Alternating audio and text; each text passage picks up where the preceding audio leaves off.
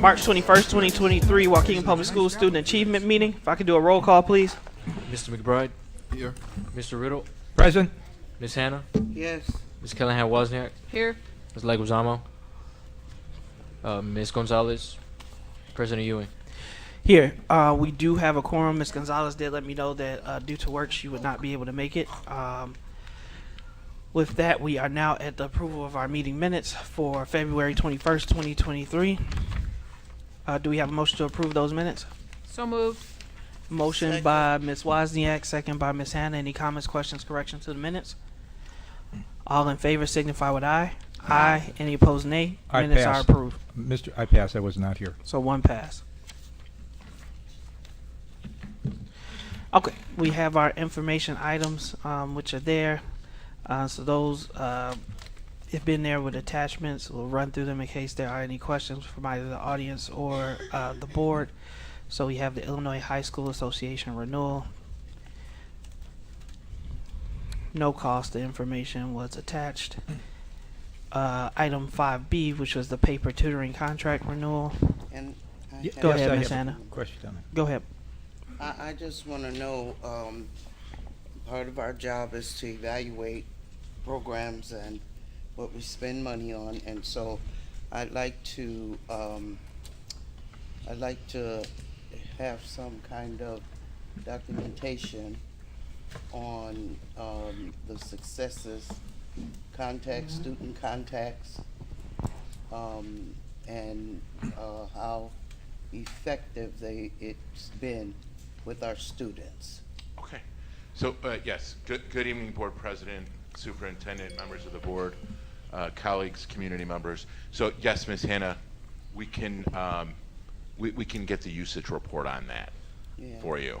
And if I may, Board President, please, and Superintendent, I'm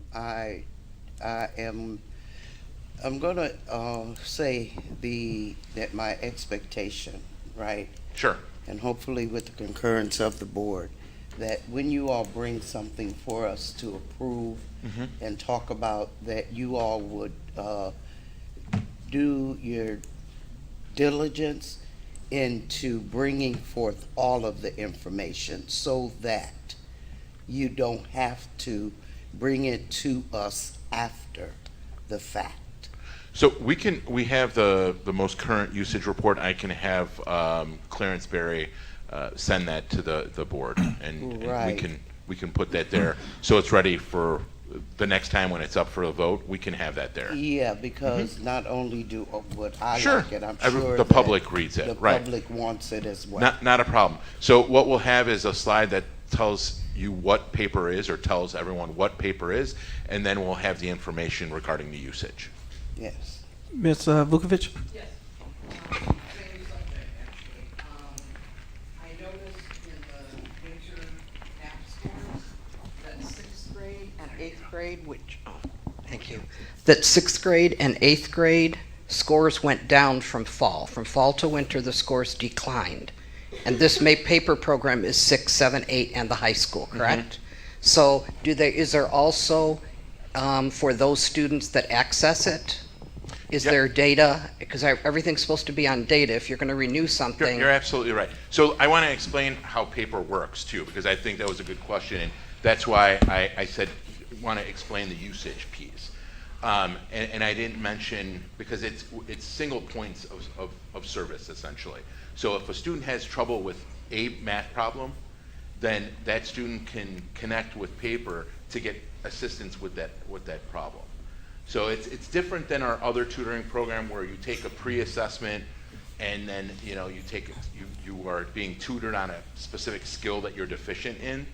This is at any point in time. So paper, the name originates from the original use of the service was for students that were editing their papers or to get assistance with editing their papers. So they would write their papers, they turn this into this service, and then they'd have some back and forth, some collaboration with a tutor on the other side. So this is just for a point in time. If I have difficulty with an algebra problem, I can log on and I can say I'm having trouble with this problem, and then someone would contact them. So I'll explain all that information in there, but it is for those 6th, 7th, and 8th grade students, but it doesn't focus on a specific skill with students. So it would be trying to compare oranges and apples, because it's not the same as I would use Hey Tutor or another tutoring program like Varsity Tutors to determine that. We'd use a pre and a post. Here you're not using a pre and a post because it might be one student who's calling one time because they need help with this. Or they may call But multiple it's times. $250,000. One of the things that we did is also we sought out feedback from our principals, from our teachers, to see what they thought of the usage. And that's part of the decision that we made, that it was another tool that could help us. Because the original strategy is we'd use multiple ways to assist. We'd have our own teachers tutoring in after school or before school, and in some cases also on Saturdays. And then we were using Varsity Tutors. We determined that was not effective, and also based on the results, and also based on the feedback that we received from principals. And we're as Hey Tutor is onboarding, we're assessing not only the implementation and how they're assisting us, but also looking at the results that we're getting from there.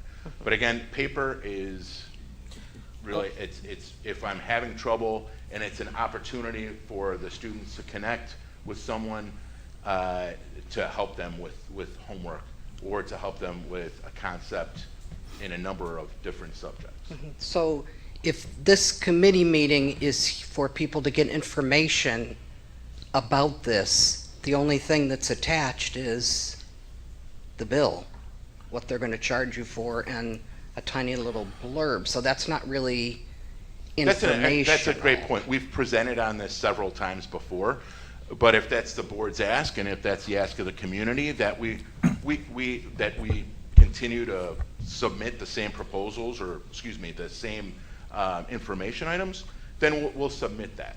Not so much the information, Dr. Cesario, but the data that, Backs it because up. I'm hoping Sure. that, I don't have a problem with this that. We agency- can do that. that this agency is keeping Sure. the data. Right. Sure. We can do that. We will do that. Happy to provide that information. Before they vote, though. Oh, most definitely. Yeah. Yes, we can present that before they vote. Most definitely. Okay. And when we say And- present, I just want to, like, the attachment is because I think it's always good. Not everybody attends every meeting, so thank you for pointing that out, Ms. Vukovic. So before it goes to just in the attachments that we upload, it allows the community to go through it. I think that's a perfect recommendation. It was put under information items because this is a renewal. As a parent, if that helps with anybody, it's on-demand tutoring, Ms. Vukovic, as far as there's a problem. It's been a long time, even though I'm in finance where I'm not in algebra, maybe a little bit more advanced than something I don't see every day, is my middle schooler is able to ask a question of person, individual, get help on that homework assignment. And so it really, we want to increase the usage rate because I think it's a great tool, right? It's an expensive tool, so we don't want to buy it unless the parents are, or staff members, everybody knows that it exists and is using it. So those are great questions that we can bring up, and we They can are. make sure that they come.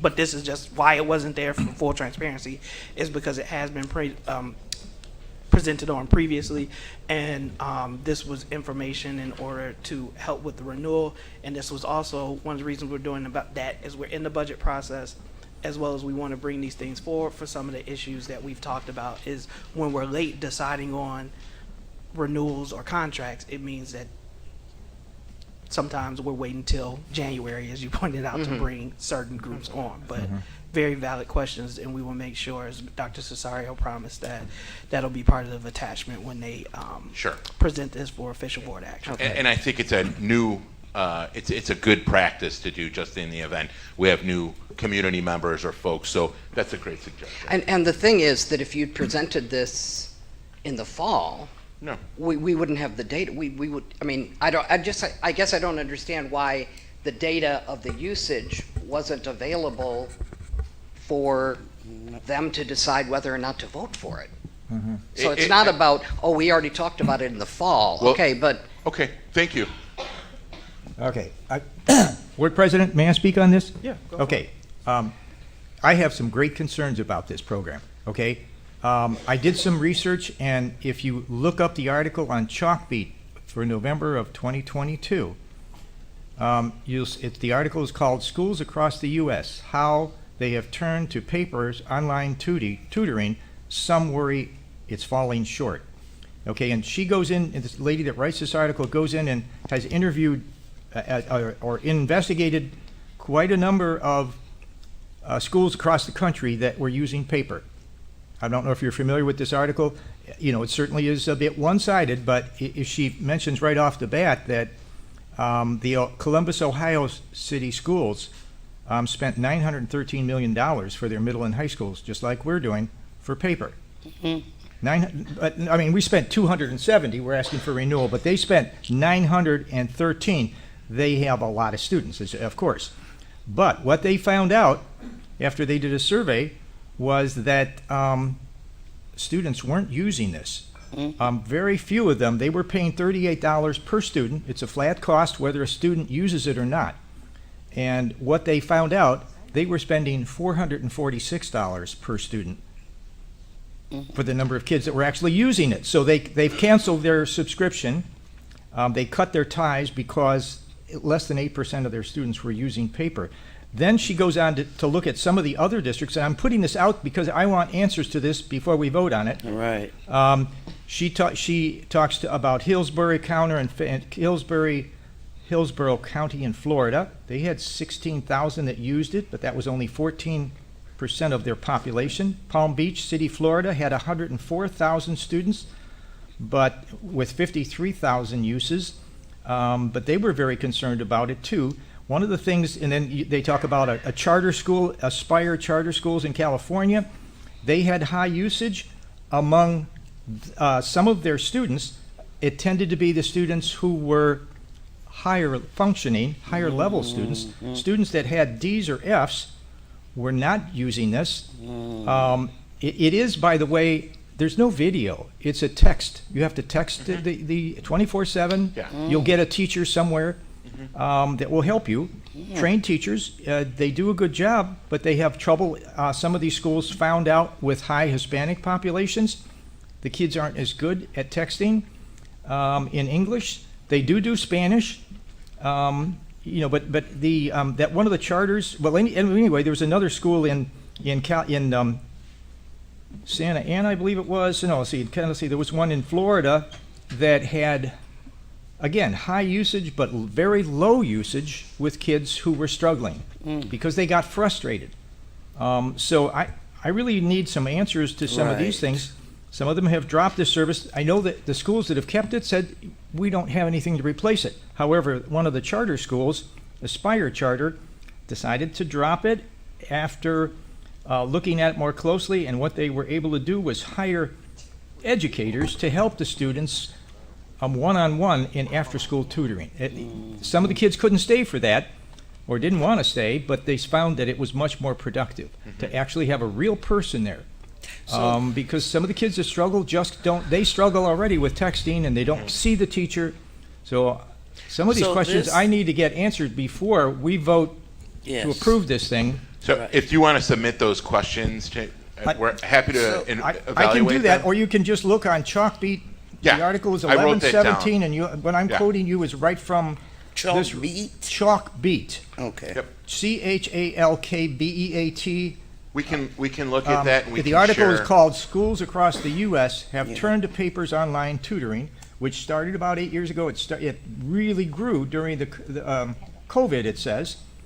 But now some schools are worrying that it's really not being used effectively, especially by struggling students. So this is only the Student has to method text, is only texting. just texting. Yes. Oh my goodness! I It's on thought demand. it was. It's Yeah. on demand. It's on demand. 24/7. So you Oh, can no. use We don't use need that. phone or you can use a computer. This is here, some And of the notes. We don't need this. We can no, review it's those online. Oh, here, I'll look it up concerns for you. that It's okay, Mr. Rizal. Yeah. we can review those concerns that you've raised, Mr. Riddle, Yeah, and then yeah. we'll provide the usage, and then ultimately, the Board of Ed can make the decision of yay or nay on the vote. I thought that this was at least online where the It is students online. were seeing a face. No, they're not. They're not seeing a face. So it's, they it's don't not know. one-on-one tutoring.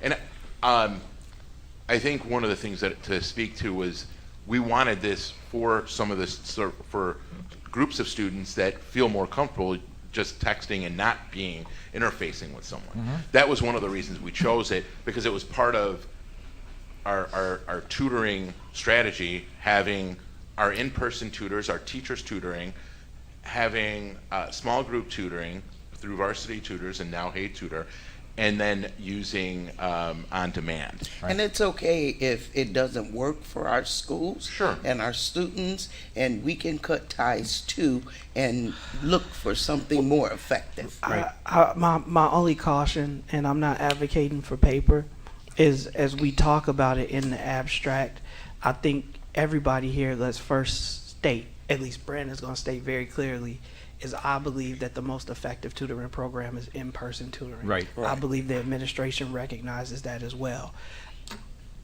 I prefer to do, and I'm coming from a financial background, and this is one of the things I want us to look at with thinking, is I prefer to conduct my business online. So we have channels in which I can chat 100% remotely. There are other individuals who like to come in and sit with a physical person. There are people whose schedules don't allow them to do, Right. I haven't read the article, so I will do that.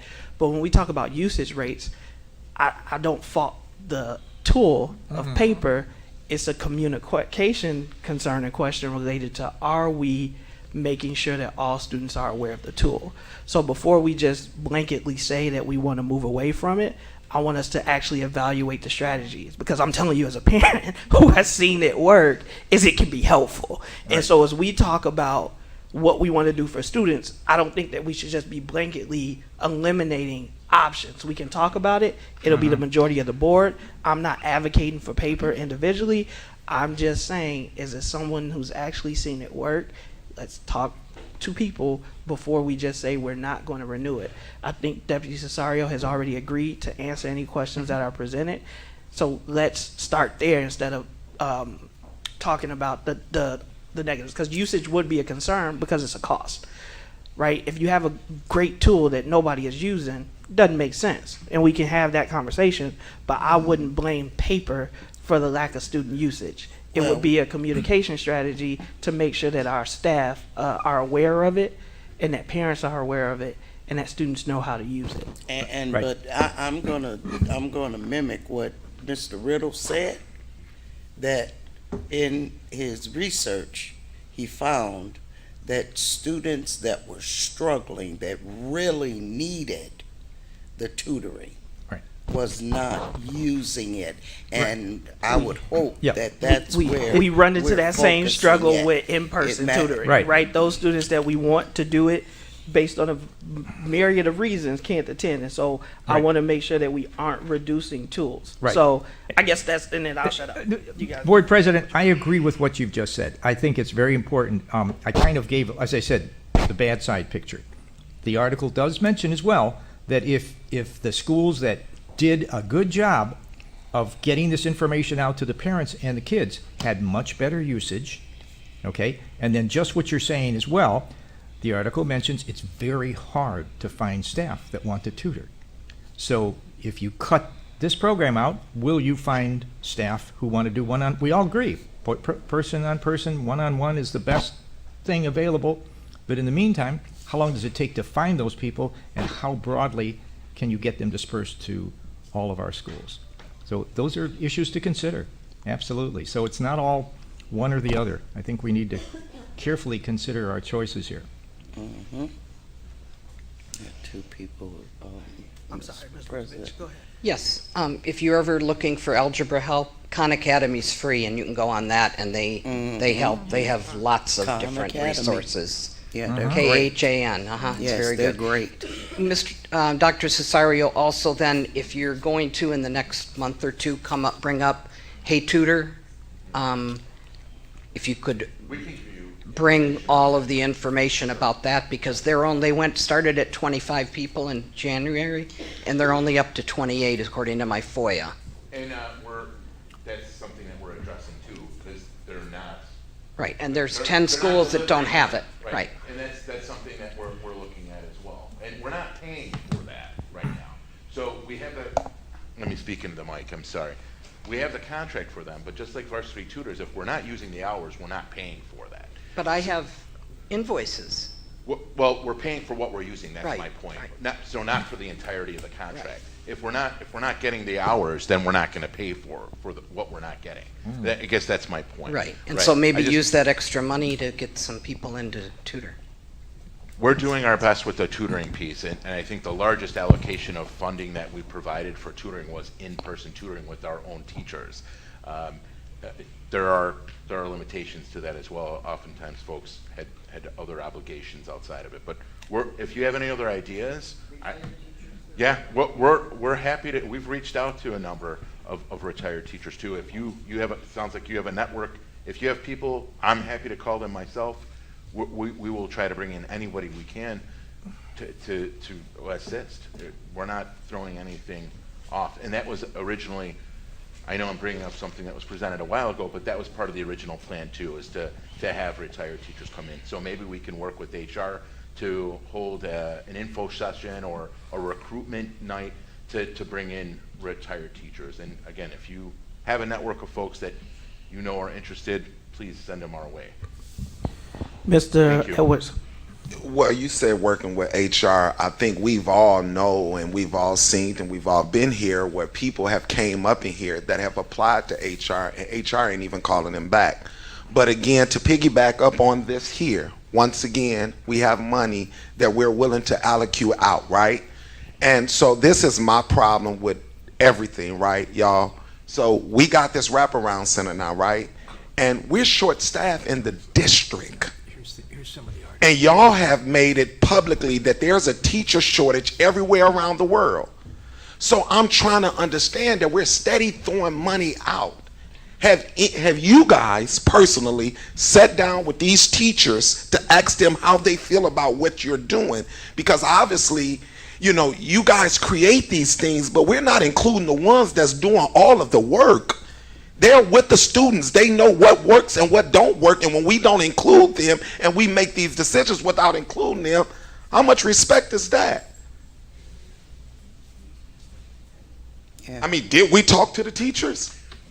Regarding paper, I believe I don't remember if we talked about paper necessarily because it was on demand and we tried to have an expansive network of opportunities for our students and our parents to choose from.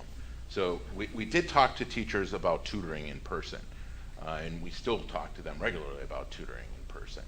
But this was something that they could do at home if they couldn't get in contact with the teacher. Then again, the on-demand piece, because if it's 10, 11 o'clock at night, if it's a high school student or a middle school student who's working on something or on the weekend, then they could use their phone or they could use the computer or their Chromebook to ask a question. So that it wasn't something that we consulted the teachers on. Certainly it's something we can get feedback on. We did get feedback from principals on this. Well, that's pretty dope, but just, you know, word of advice. I mean, I'm hearing them saying teachers, right? Maybe if we get them a little bit more money, maybe we can get a lot of them to tutor. Right now, they're underpaid. There's no support. And I'm begging y'all to please pay attention to that because we're losing them by the day. And in a minute, we ain't gonna have nobody to educate our kids because it don't look like nobody from administration ever go join them to help. Thank you, Mr. Ellis, and thank you to all the commenters. So again, we have some questions that we can take away. I think maybe just a refresh, Deputy Cesario, very overview on what paper is, as you talked Will do, about. for sure. And a reminder. It's a good reminder too, because again, we do want to see the usage rates. I just always want to encourage us as we move towards some more of these. This is a gap filler. It is not the solution, right? This is an opportunity to allow a different tool. This is not the one solution, but it does cost money, and we want to make sure that we are being fiscally responsible. So if there are no further questions related to paper, we're at item, and again, for those who are here, maybe your first time and you're watching online, information items, typically we want to run through those. I want to give opportunity for community members to ask a question or board members to ask a question. One of the requirements that we have is that the attachments are there, right, so that you can look through it, see what at least we are proposing. And then the presentations are where we typically have a presentation that's up on the screen and have a lot of more dialogue. Individuals that are in the audience, if you raise your hand, I will call on you, and we can speak related to the item if you have a question or follow up. So we just finished item B. We're at C, renewal of annual licenses for Frontline Professional Growth System. That information and cost has been presented. Attachments are there. Also, the other thing to remember is the board is not taking any final action at this meeting outside of reviewing and asking questions and allowing the community to ask questions if they have. All right, and again, so that's a renewal. We have D, which is the HR McCall virtual conference for Orton Gillingham training. Yeah. Go ahead, Ms. Hannah. Yeah, I just, I know that they are also further down, if I'm not, It's two items. right, there's two items for that, and I need to get my thing. Is that a conference, an away conference, the item I? Yeah, I'd say let's do D, and then if you want to ask the question when we get to I, so they don't jump around. Yeah, because my question is related to both of To them. both. Okay, go ahead. And if we have HR McCall, our Blue Ribbon School, doing a virtual, why can't we do a virtual with the staff that's going to be going on a conference with them? I'm gonna let Pam speak to this. Yeah, sure. So Orton Gillingham is comprised of several different courses. The ones that the McCall teachers are looking to go to is 30 hours. So the virtual option, they're looking to go in the summertime so they don't have to miss time with students. The item further down, we're looking to bring Orton Gillingham to the district for all instructional support teachers for the entire district. Those positions are not attached to classrooms, so don't require, where we're going to schedule it, don't require them to miss time with students. So this allows the McCall teachers to be trained and utilize that in their classrooms, and for the instructional support teachers later in person, allows them to get the training without missing face time with students. Thank you. There are no further questions related to that item. We have item E, which is the Washington Elementary Innovative School Summit. Brandon, I think you want to hold on, because I think Ms. Anna answered a question, and I don't know if you want to rebuttal or not, but she did answer the question. I didn't, you didn't, but she answered the question.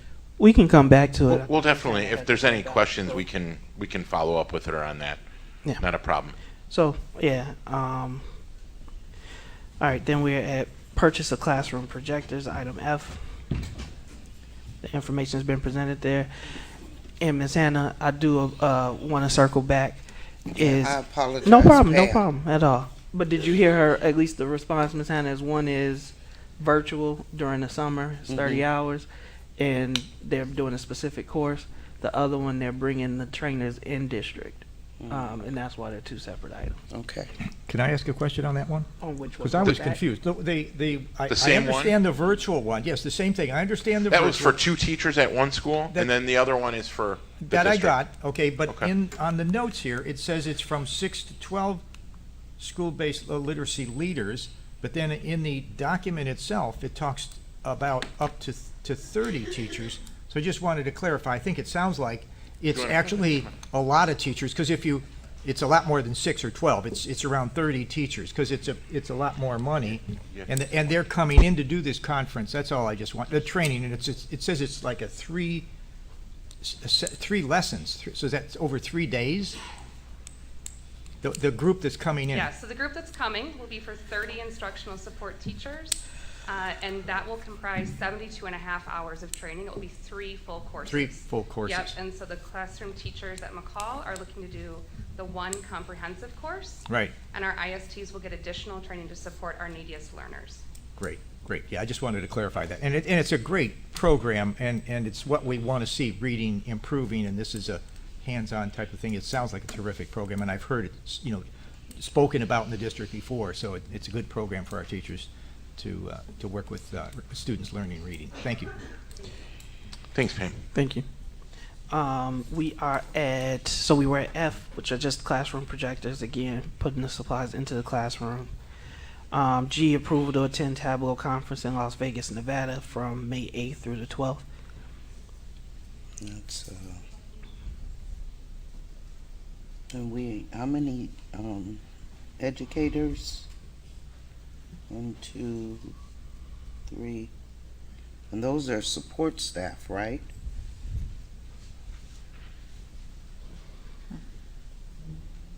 Yeah, I mean, their titles are listed there. So data analyst, Yeah. manager of applications and analytics, and director of academic support programs. Yeah. Okay. All right. Item H, teaching through problem solving, TTP course renewal with Dr. Takahashi. Item H. We already discussed item I. Have item J, which is the Gillingham training for instructional support teachers. I'm sorry, J, American School Counselor Association National Conference attendance. And now, how many are? Yeah, that's a big one for me.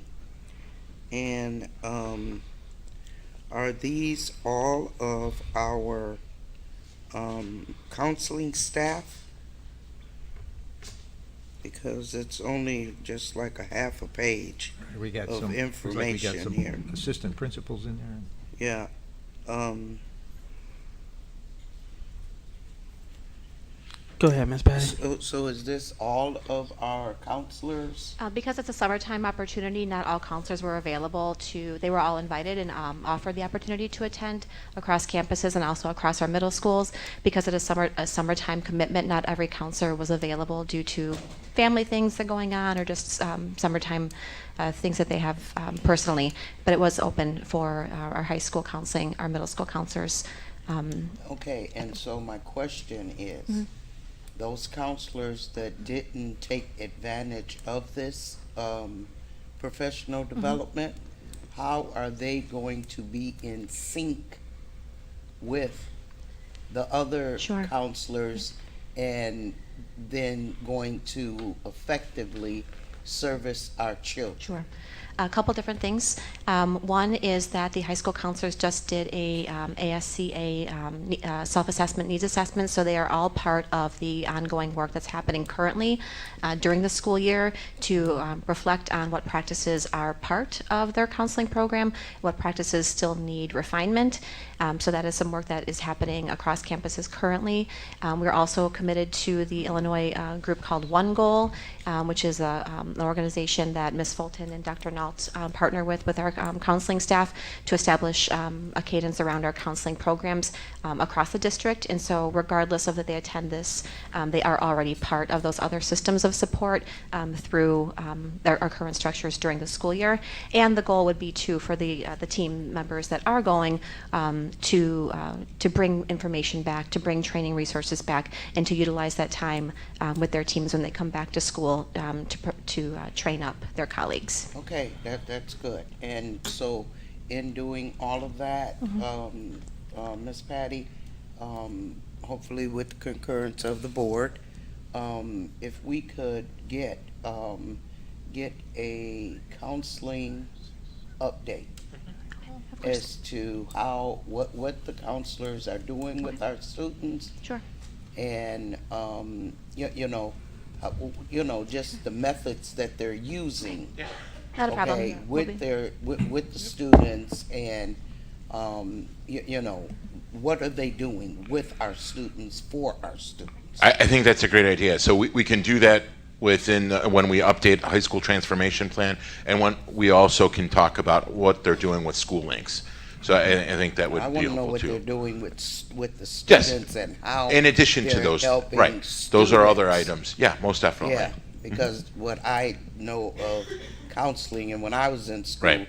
counselors help students choose their classes, help them with going to college, and making sure that their transcripts are okay. And even it sounds basic, but it's very Very important. Very important. Yes. Board President, can Go I just ahead, ask, Mr. do we know Cameron. how many of the people going, there's 10 people going, do we have an idea of how many of them are actually current counselors in our district? Because I know I see a couple of assistant principals there, and There are a couple of assistant principals there, and I think it's good to point that out, but those are the Yeah. assistant principals that are overseeing those streams of work. Right. And that's one of the reasons why they're going, and who they're coaching Right. or leading those counselors too, just to clarify that I point. just want to make sure Yeah, we've got no. some real counselors. Yeah, that are yeah. currently What are the involved number of that are going. counselors? Seven counselors. 7 are counselors, that's good, Mm-hmm. because that's some team building among the counseling. I just wanted to make sure enough counselors are going to do that team building. Agreed. Now, Yeah. you didn't, no, Share we got knowledge. an account number here, but what is the source? The source is not identified here, the funding source. I will make sure that funding source is there. I apologize for that. Yeah.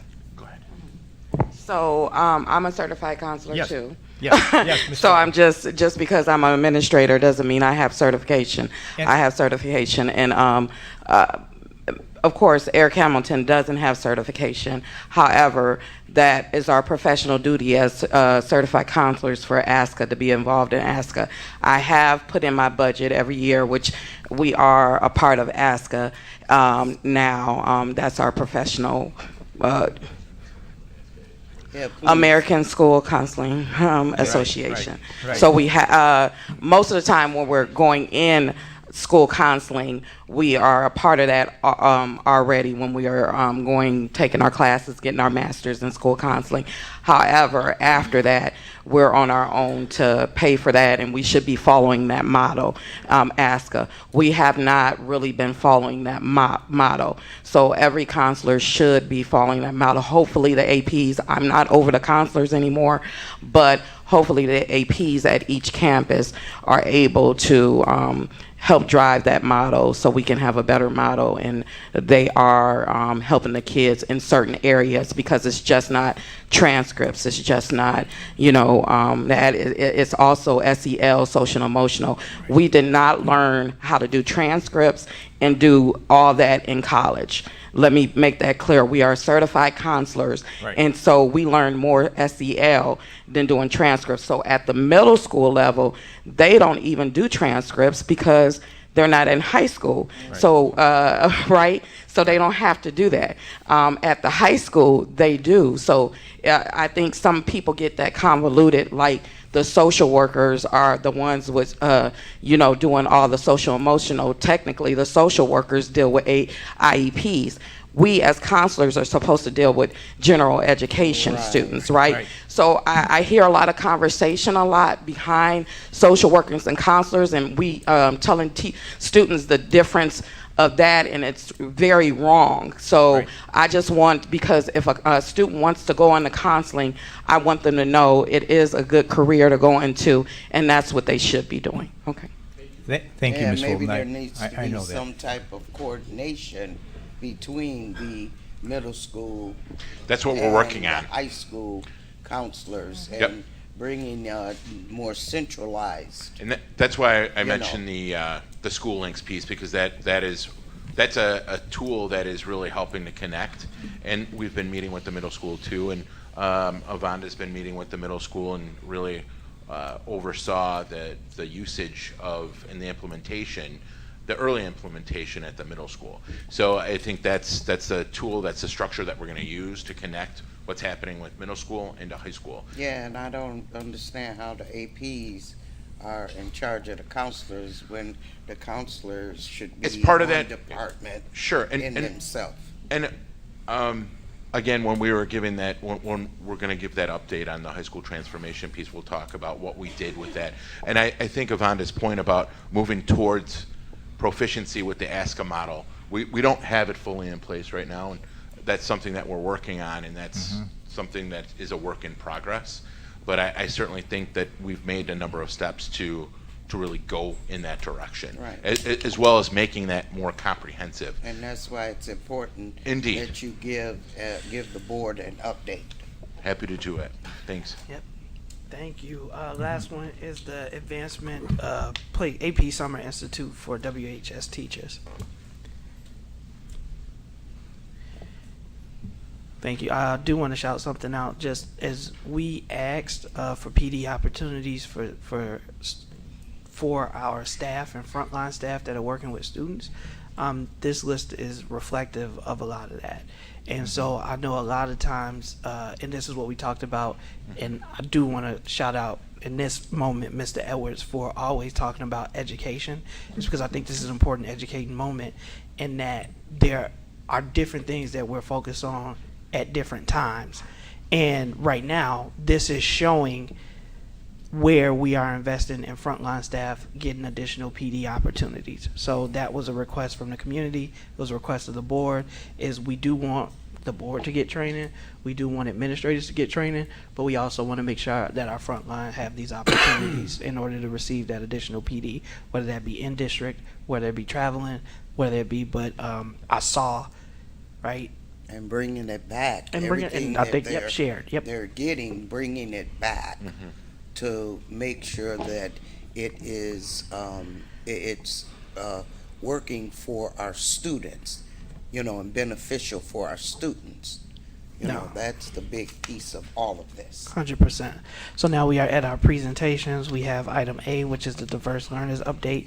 What I am going to ask is that we allow the presentation to be completed at 16 slides. So if you do have questions, please write them down, take notes in your phone, Board of Ed, and then we will take questions after the presentation from both community members and the Board of Ed.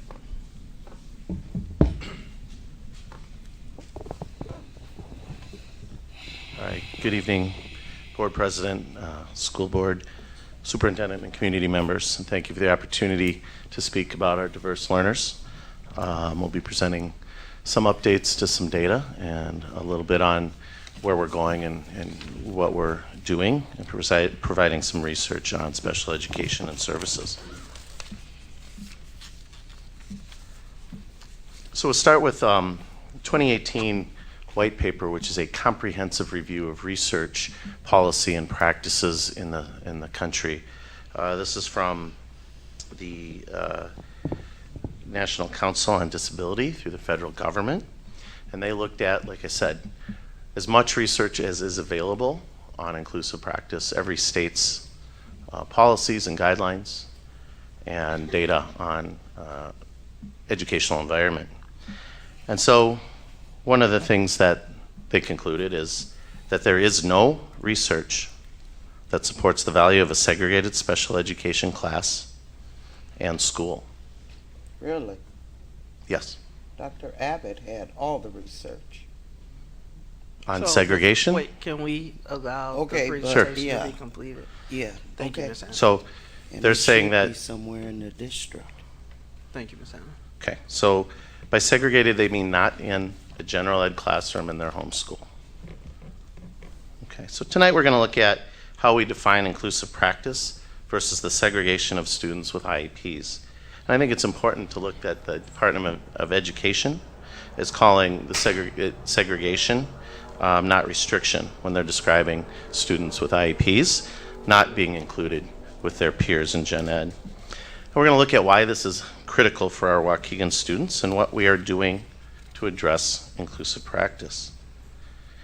So the video coming up is something a lot of my team has seen in looking at some presentations and professional development from Dr. Julie Kouston. And in my research, she is very heavily represented. She's one of the foremost researchers and advocates for special education in general and inclusion. Dr. Caesar and I have used her in presentations across the district and provided some of her articles and research. And go ahead, Lee. And I'm Dr. Julie Costin, and I'm here to talk about what is inclusion with a story that I've written called The Circle Makers. Long ago in schools, we tried to draw lines to make distinctions between students. These lines were drawn in thick, dark ink between people. These lines were drawn to mark the differences between them. These lines were supposed to be helpful. They were supposed to help teachers distinguish between those who could go fast and those who needed to go slow. These lines were meant to help teachers teach the right stuff in the right way. These lines made some people feel comfortable and safe. One problem was there were so many lines that we had to put labels on our lines to keep them straight. General education, special education, learning disabilities, emotional disabilities, gifted and talented English language learners, intellectual disabilities, special education rooms, special education hallways, special education schools. Another problem was when we drew these lines, someone was always on one side and someone was always on the other. Someone was always left out. Someone was always given less. Someone was always wanting to be seen or heard or part of.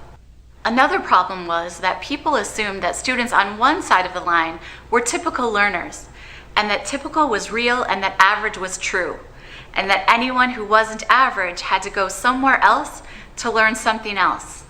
The problem was people saw disability as something that needed to be fixed, and it needed to be fixed over there in a different room in a separate space.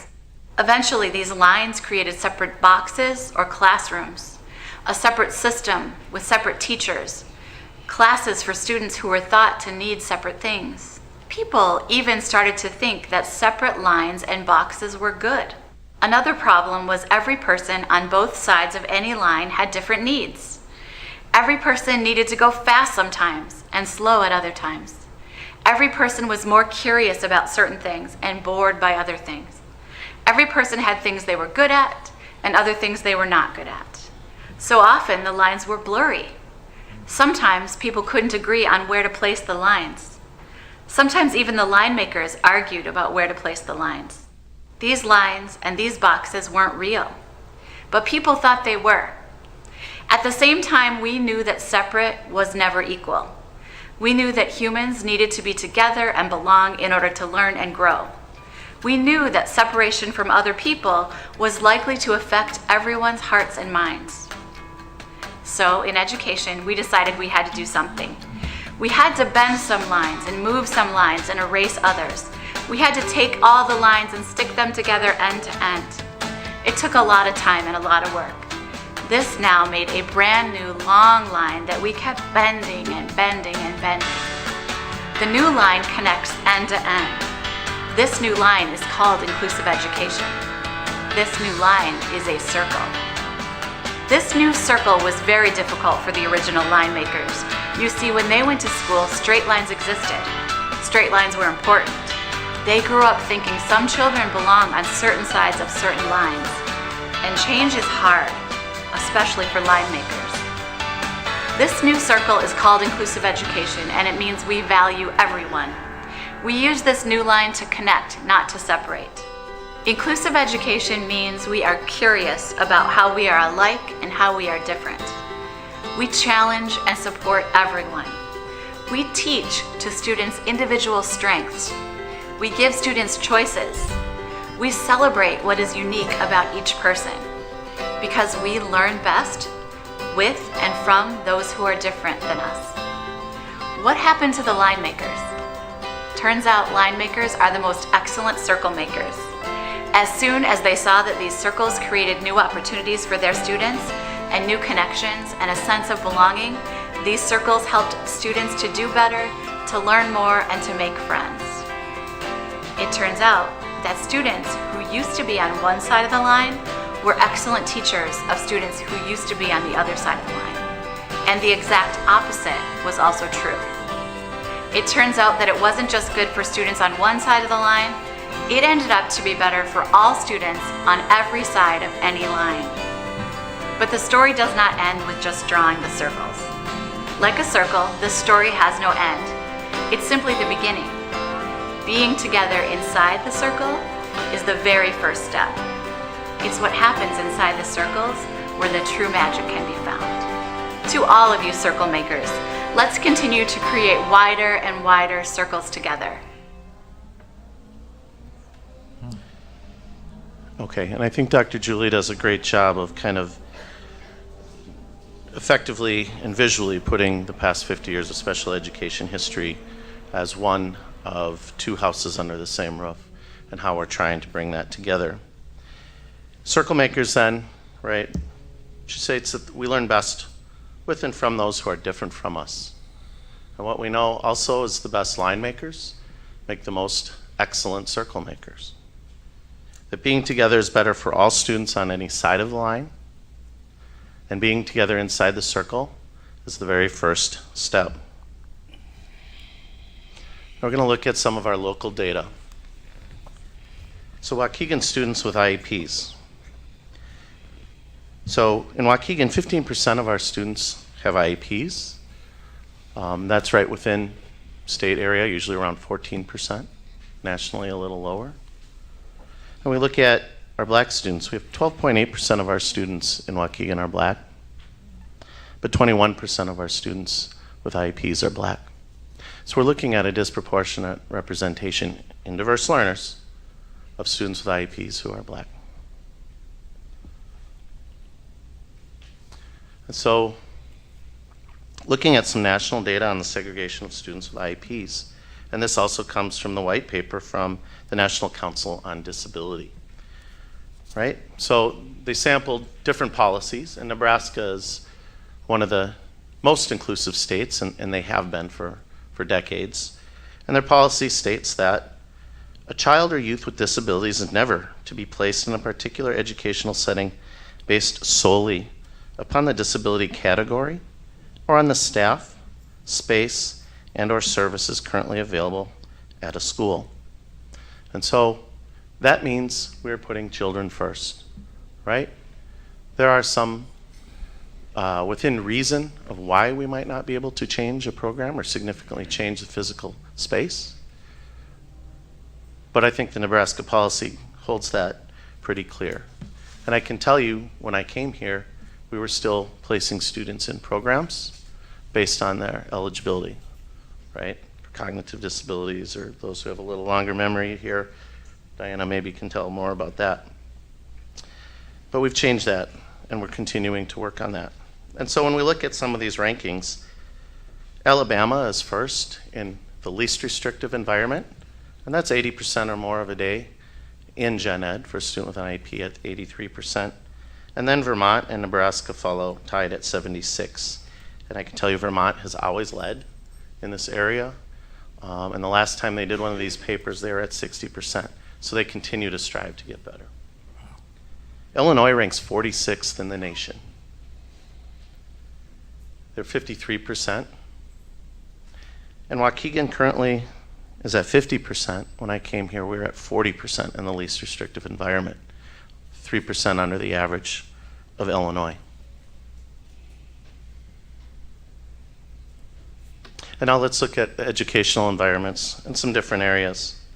And so the first one you can see I've highlighted in purple to compare. We have made great progress, moving 10% up and becoming more inclusive.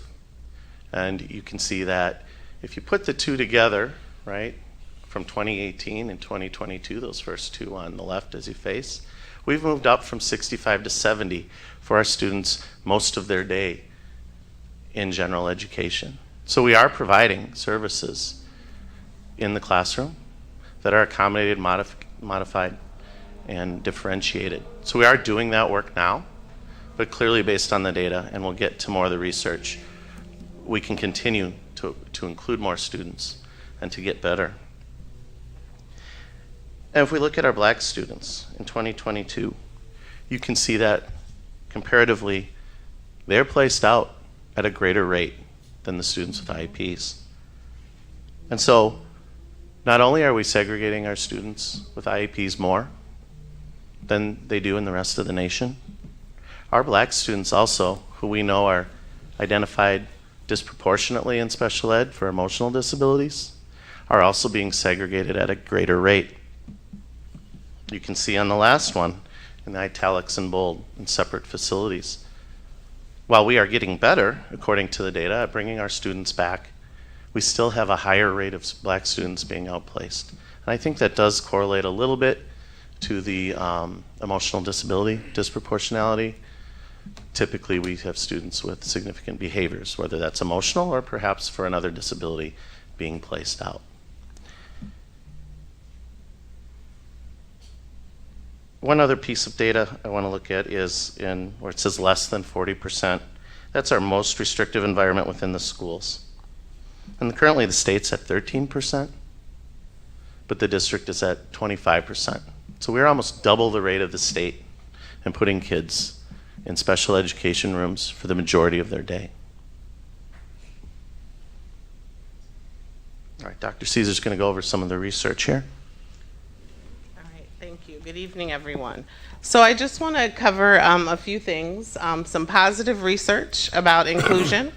The effects of inclusion have shown very positive on students that have disabilities as well as their peers. As Dr. Bellet said, that the research does not show that there is a disadvantage for including children with disabilities in classrooms, that there is a positive effect.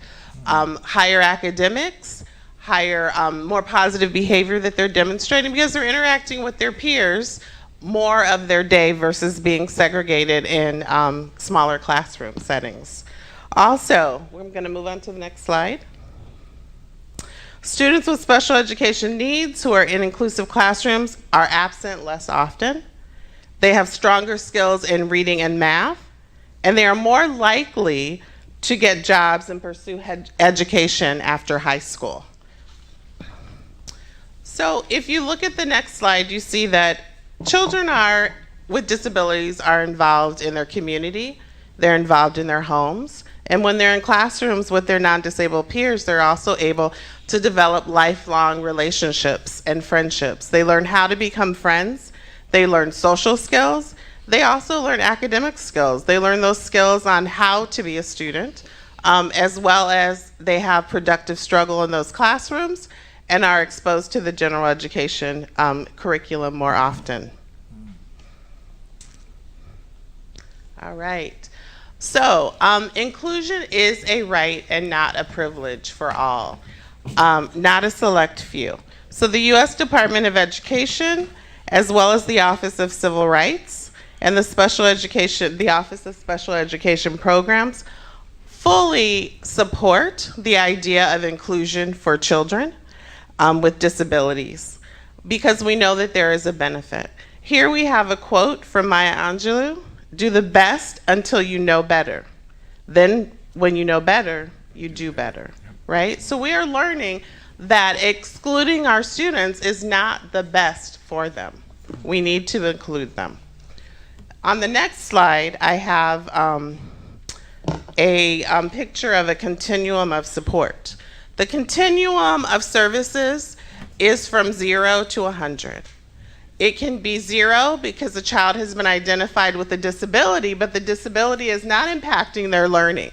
Therefore, they're not receiving services, and it goes all the way to 100 for students who need those additional services, could even be hospital or homebound.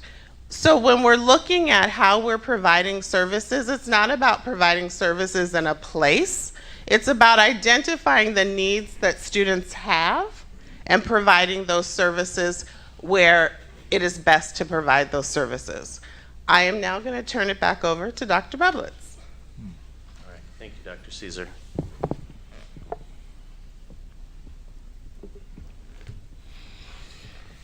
Okay, and so when we look at the academic department, ASAP, and supports for teachers, we look at what are we doing in the gen ed classroom that benefits all students. Special ed does not work in a vacuum, and neither does EL, neither does gifted, neither does gen ed. We all need to work together because we know that some of the things that we do in special education benefit students of all types of learning. Our EL students, a student who may never test into eligibility for special ed, but may struggle. Some of those accommodations may benefit them, some of those strategies may benefit them. And so we look at some of these things. Standards-based curriculum. We're building curriculum maps right now. Systemic explicit instruction, tailoring instruction to the needs of children based on their individual needs, based on formative assessment, in-time learning, and teaching them explicitly those skills. Differentiated instruction, meeting them where they're at. Flexible grouping, using data to have students move flexibly in and out of groups, large, small, and individual, so that we can again meet them where they're at and help them grow. Active student engagement, right? In the Universal Design Guidelines, engagement is one of the three. We need to have students engaged and on task and excited about learning. And classroom behavior strategies, right? Tier 1 social emotional supports from, say, Second Step. We use panorama screening to identify needs of students, groups of students. If you have a group of students of 3 kids with anger management in a classroom, you have a teacher and a full classroom that have needs regarding anger management.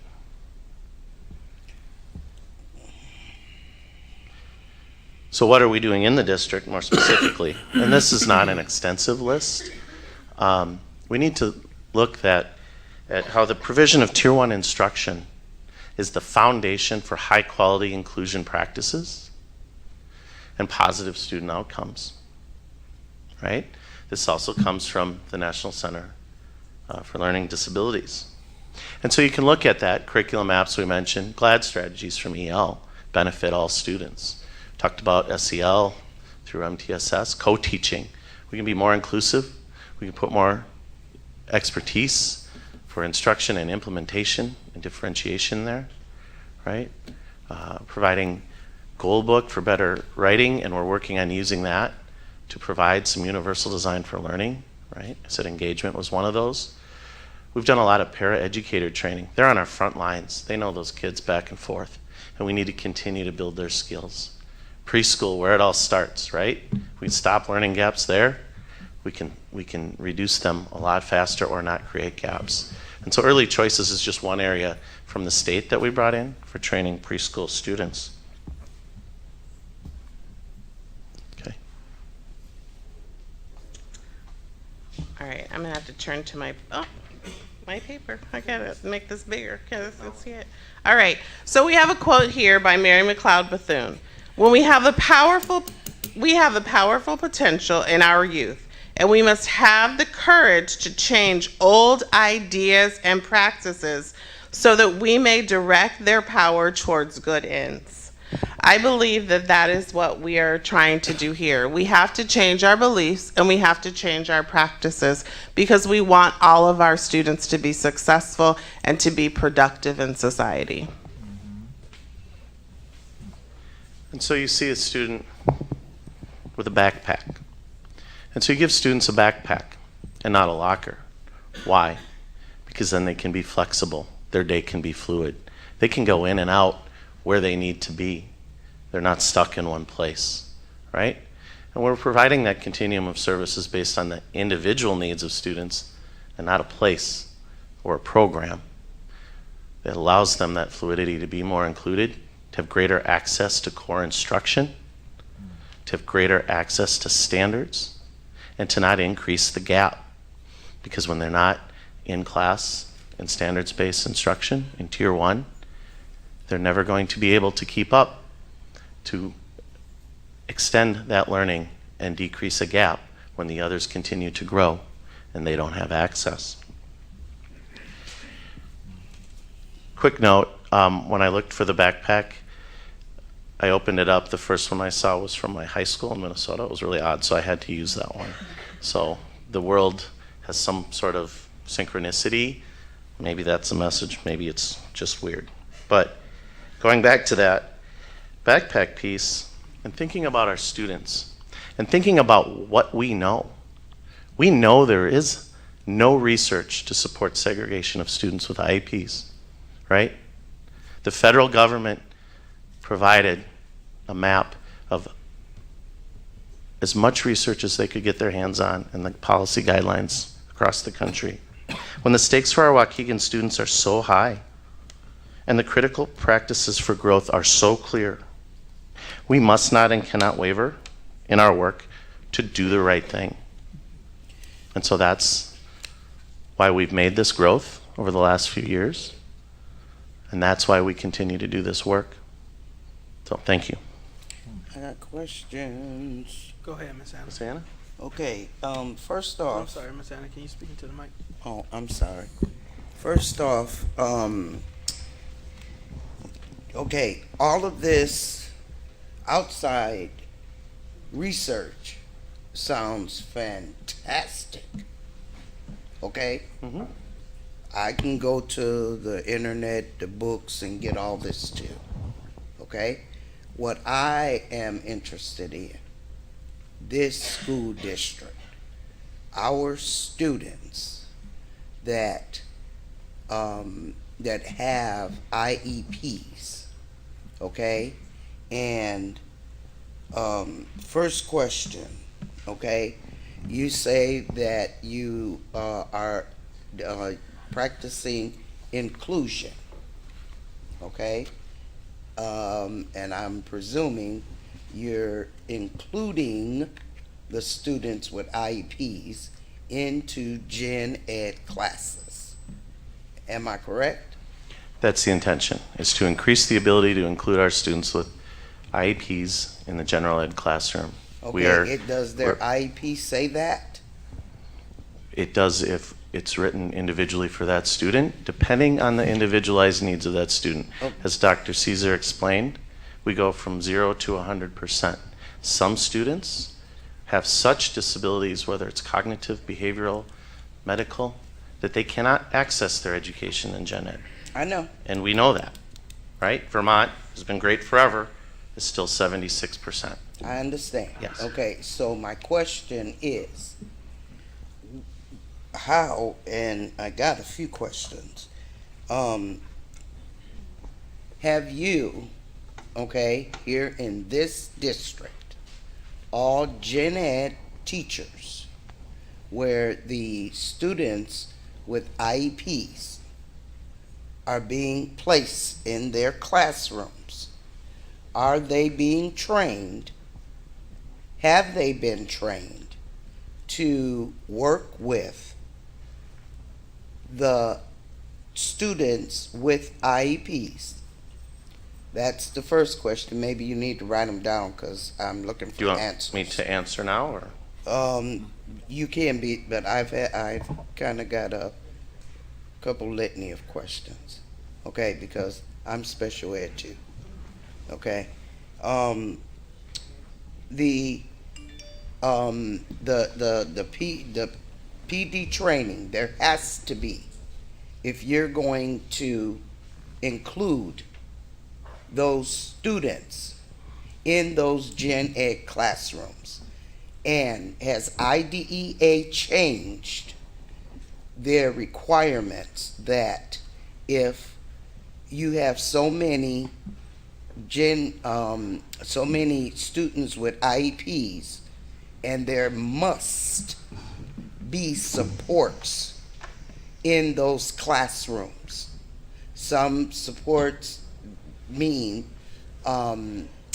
classroom aid has to be in there too. So has IDEA changed? That's the question you can ask. So I guess, Ms. Anna, let's so we can keep those straight. Can they answer those, and then we can continue Okay, with the yeah, rest? you can answer, Sure. and then I'll keep asking. So again, if we go back to that, when you said the ASAP supports, and we look at a wide variety of things that have been provided, are being provided, and we'll look to continue providing, right? From DL, we provided co-teaching training. Goalbook is one thing, IEP writing. Co-teaching is, you may know, but it's special ed and a gen ed teacher collaborating to teach together. So there's some things DL does. When we talk about, say, GLAD training and language acquisition, right? Ms. Ambrosia, you can speak to it better, but those language acquisition skills, the way to address thinking and brain and answering questions, those are beneficial for all. So Right. when You asked about training, and I'm telling you what we've done to help all students, including special ed students. Okay, is that happening now? Has it already happened? It has happened and is happening now, correct? Where's Lisa? Okay. Curriculum maps, right? We looked at branching minds about what we need for effective classroom teaching for inclusion. Standards-based instruction, standards-based grading. That's what curriculum maps are about. We're providing common formative and summative assessments. We're doing that so we can assess where children are, so we can differentiate the instruction and have that flexible grouping for students where they learn best at their level. I can tell you we should be doing that. I do know sometimes we are not differentiating for students at their instructional level. And that's why we're providing those supports, so we can do that better in our schools and students can show better growth. So, okay. And those are some things, Ms. Hannah. Okay, has IDEA changed in terms of the number of special ed students in a gen ed class and or even a special ed class with the number of teachers, professionals in that classroom? Okay, so I think you wanted to speak to that? Right. So IDEA has a classroom limit, classroom maximum, right? Yes. And then it tells you when you need to add a paraprofessional. Yes. So we are talking about students going into a gen ed classroom. We are also, if we don't have more than 10 students going in there, then there may not be a need for a paraprofessional to be there. But what we also want to look at is, as we are phasing out our non-CAT classrooms, those teachers that are working in those non-CAT classrooms will then be able to push in to the general education classrooms to support. Could you define non-CAT, please? Non-categorical disability, so that means it might be a child that has a developmental delay, they might have a learning disability, they might have behavior disability. Now it's emotional disability. It's a possibility, yes. So it just, again, depends on the amount of support a child needs. Paraprofessional minutes are also determined by the amount of support that a student needs. We're always looking for ways to help build students' independence so that they're no longer depending on those adults. So we are looking at plans on how do we fade out that support? How do we make sure that these students are more independent? Because every day when they become adults and go to work, they're not always going to have an adult right there beside them. So we want to help them gain their independence. We make decisions based on the need of each individual student, not globally. So I hope that answers your question. Kind of, sort of, but it just leads me into another Okay. one. And so in the practice that you all are changing to, okay, are the students, and I'd like to see the data that says that the students that are being included, are they achieving? We can, Dr. Bublitz, you want to answer that? Sure. I think one thing I want to address when we talk about changing practice, we are including 50% of our students, 80% or more, and you add another 20% for the majority of their day. And one thing about non-CAT is that non-categorical. It means we place students with IEPs there. It's not targeted, and it's not intentional on interventions. It's not looking at the individual needs of a child and then providing that instruction. We're not saying special ed rooms are going away at all. If 3 students need reading comprehension instruction at a certain level because the data and time and multiple interventions have failed to show results, we provide that. And we can provide that in a special ed environment. So, just talking about non-CAT. The fact is, right now, 2% of our students met, or I don't think any of them exceeded in reading special ed. 2%. So no, they're not growing anywhere. But, hold on. But we know what is best. We know what the research is. And why would we segregate students when we know what's best if we're not growing across the board? So the likelihood of them growing greater with great core instruction from our wonderful gen ed teachers and support from special ed teachers and related service, the odds are they're going to do better as we do better instructionally in our classrooms than they will be segregated. Again, there's no research to support that. And secondly, why would we segregate a student when, say they don't grow in gen ed, say they don't grow in special ed, because they're not, why would we take them away from their peers, behavior models, communications, friendship, social opportunities? It doesn't make sense. Yeah, I get all that, but we're also trying to educate those students. Okay, and so I'm going to go back to my original question. Are they achieving in these classrooms? And if not, I understand the socialization of students. I get that. Okay, but the education of them. Our students are not achieving in either environment, and we need to do better.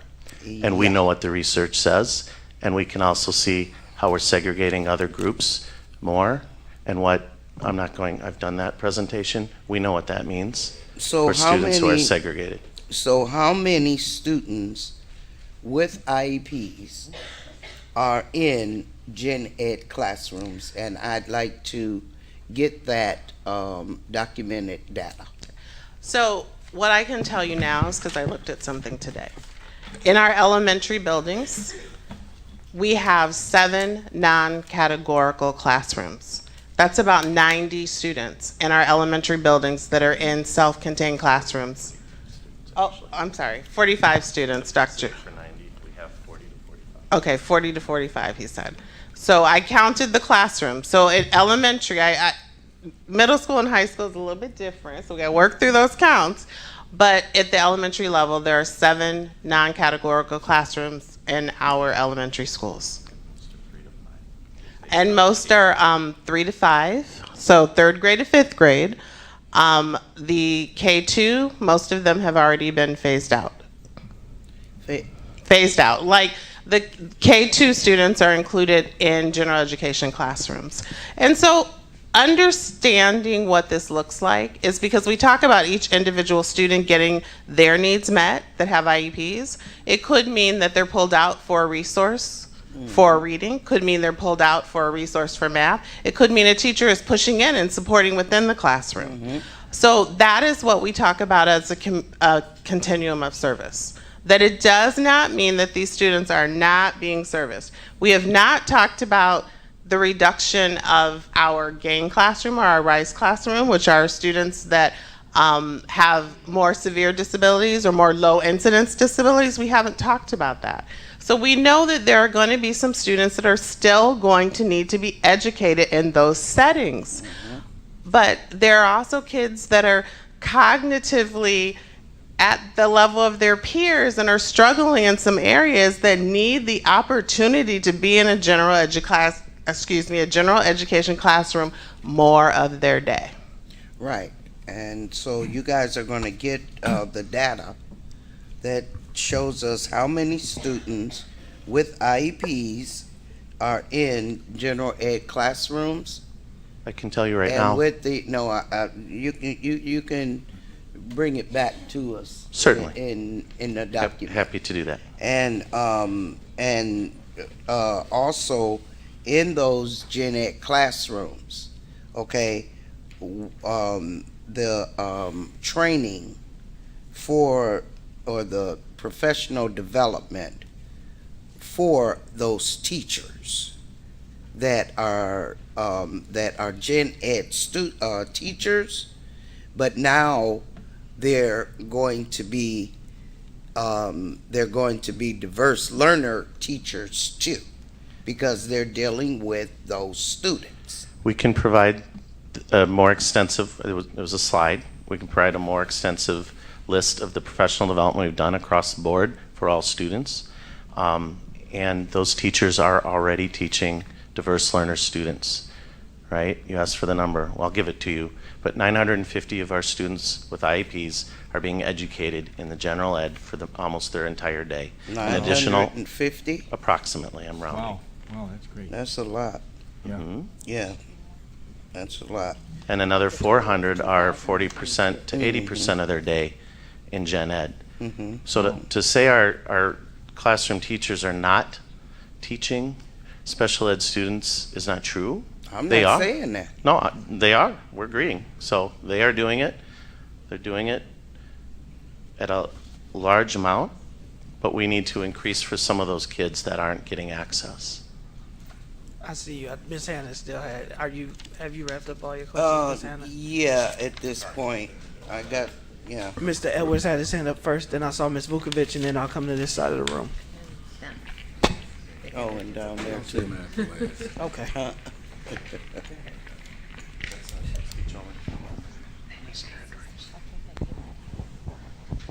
Got a couple of questions here because I'm seeing we talking about inclusion and you guys are not removing the special education class, but you're trying to include the kids that's in special education and general education. So if we're doing that, right, because we're talking about inclusion, but we still have advanced classes, are we going to do the same thing with that? Are we going to do the same thing with the Latino students and put them in general education as well? I mean, because if we're talking about the difference, these two lines, right, we still have groups of kids all around. So I wanted to ask, we talking about IEPs, right? And I'm going to talk a little bit personal right here because I have a relative in this district with a 17-year-old kid, and he can't hear, along with other issues. And it's sad because y'all are the special ed department, and I know in other districts, kids have advocates, people who advocate for them. You guys are not providing that to these parents out here in this community. You guys are not educating them on what an IEP is, what they can do, their rights. Y'all are not doing none of that. This is a 17-year-old kid that's been in this district all his life. And right now he's stuck in Washington campus and can barely do anything. Anything. Read, write, anything. Y'all have not helped his mother. Y'all have not taught her nothing. Y'all have not showed her nothing. And so I'm sitting here and I'm looking at y'all giving this presentation with all of this research you've done elsewhere. Bring us some data back from this district. Show us what you're doing here. Show us what progress is being made here. I don't care about what's done everywhere else, because again, I can get on my phone and I can pull up everything you just done in 5 minutes, and I don't even have the degree that you have to do that. So what you're showing us here is not impressive at all. And then we're talking about putting these special education kids into general education. Have you guys thought about the bullying? Because it's heavy right now. Have you thought about what's going to happen when you do that? Have we thought about these teachers? Have y'all even sat down with general education teachers to even talk to them to see how they feel? Y'all already know you're short-staffed. It's a teacher shortage, again, y'all words, all around the world. So now you finna dump more work on these other teachers, and y'all haven't even thought about this. And all of this is coming from the superintendent's goals. I've been at these meetings. She's been talking about bringing the kids back from out of the district so that we can show the community that we're going to use this Lincoln Center building because we have a new administration building. Like, y'all got to come on. Like, literally, y'all be talking to us as if we don't understand anything or that we're not paying attention. You guys, respectfully, is not doing your best when it comes to these parents of these kids in these special education classes, and also the social workers. Because I'm going to say I've been somebody that's been at John Lewis, and the way some of those social workers getting treated over there is despicable and disgusting, especially when they are the ones certified. And you have not getting support from these principals and assistant principals. Where are you guys at, director? You there? This is my first time ever meeting you, and I've seen many parents come up here and talk about them never meeting the director of special education. So where have you been, sir? Okay, there's a lot there, so I'm not sure where to start answering. First, if you're, is it friend or relative? Yes. If you have questions you want to direct to me, I'll get my number to you and we can work. And Ms. Butler and I and Mr. Luskin will talk to you or talk to the parent and help work that out. That's what we're here for. I don't know if you wanted to address the EL question. I'm not sure what the question was about that, but The most okay. important one for me is why are we not, and you ain't got to answer nothing else, this is the most Okay. important. Why are we not providing advocates for these parents? That's a that good have question. these IEPs? And I'm not talking about somebody that you pick, I'm talking about somebody that actually know how to navigate the district as well as the system. So we don't choose advocates for families. They choose them for themselves. We accept them. We work with them with some very effective advocates. It's great. But we are not in the business of providing that. I am happy to advise a family on what I think, on IEPs, on the law, on what their rights are, even if the rights may not be favorable to the district or me. I'm happy to do that, but I can't assign an advocate or a lawyer to a family. There are some lists on ISP, and again, when we talk, I'm happy to try to do that. I can make some suggestions for resources. We have a great advocate in the room. I'm not going to point them out, but there are some resources. And I'm happy to refer, but we can't assign that. It's just not appropriate. Thank you. Yep. Do you want to talk about EL? I think that's good. I think just about how we're including, and maybe there's some questions on mono versus bilingual. In the DL setting? From Or both. just in regular? In general, what yeah, we're doing. in general. Sorry. EL setting. And to know that there are Yes. ELs. So first, I wanted to just address, I'm Lisa Ambrosio, I'm sorry. Good And I'm evening, sorry, board. Ms. Hannah and Ms. Wozniak, because I want to make sure that we can hear it. And then if that's a question that I think the entire board may be aware of, we can come back after we come to this side for comments. Go ahead, Ms. Ambrosio. So good evening, board and community. I understand that you had a question about EL and including EL students. I just want to put out there for clarity's sake that EL is general education. Students that are in the EL settings, they have Common Core, they have grade level expectations just as rigorous as monolingual. So I want to make sure that's put out there because we work really hard to make sure that our EL kids have exposure to grade level text, to have that core instruction on a daily basis. As far as DL, students that are EL they can be dually identified, and so we have students that are also in DL or vice versa. We might have diverse learners in an EL setting, and they might need pull-out support. They might need extra support with speech language. They might need extra support with a learning disability, but we provide that support in the classroom. The professional development that we provide across the district, some of that is a big one. We keep talking about GLAD. GLAD strategies are very, very important. They build oracy for students to give them a lot of background on language and helping them make connections to text and the context behind the instruction. So it's actually good for all learners. That's why it was something that the board approved for the entire district. It's something that we've trained all of our pre-K all the way to 8th grade teachers. Right now, currently, we are training our high school coaches. Next year, we are looking, upon superintendent approval, board approval, on having a GLAD trainer in district to help support all of the high school teachers with those GLAD strategies and all the current teachers that have the GLAD strategies as well. That's just one of the professional development opportunities that we provide from ASAP. The other one is differentiation, which is part of GLAD as well. But differentiation is really getting to know who your students are. As a general education teacher, whether you're monolingual or you're bilingual, you need to know who your students are. And some of them might have difficulty with math, some might have difficulty with reading. That general education teacher might work and consult with the LD resource teacher or the LD teacher, which is the special education teacher, on how they can make that student successful with, let's say, math or with reading, depending on what the area of need is. But it's very successful, and it's across many, many districts with the same demographics as ours. So in EL, as far as EL is concerned, we make sure that we are able to give as much support as we can to students that have diverse learning needs as well. So I just wanted to make sure that it was very clear that bilingual education is rigorous and it is Common Core. So just making sure that I said that. Any other questions for me on EL? Ms. Vukovic had a hand up. Yes. Yes.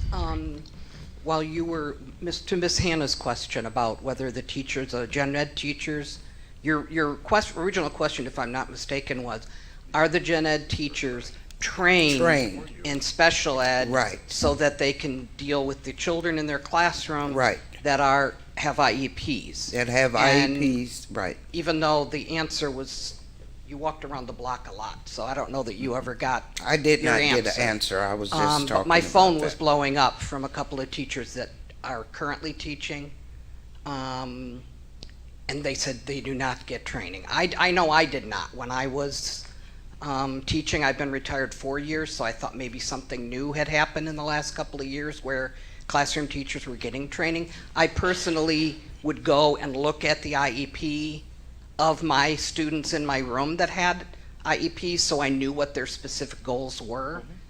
But that's only if the teacher takes it upon herself to go do that, or the principal encourages them to meet with the special ed teacher and go over the IEP. It's not available to us unless we ask for it.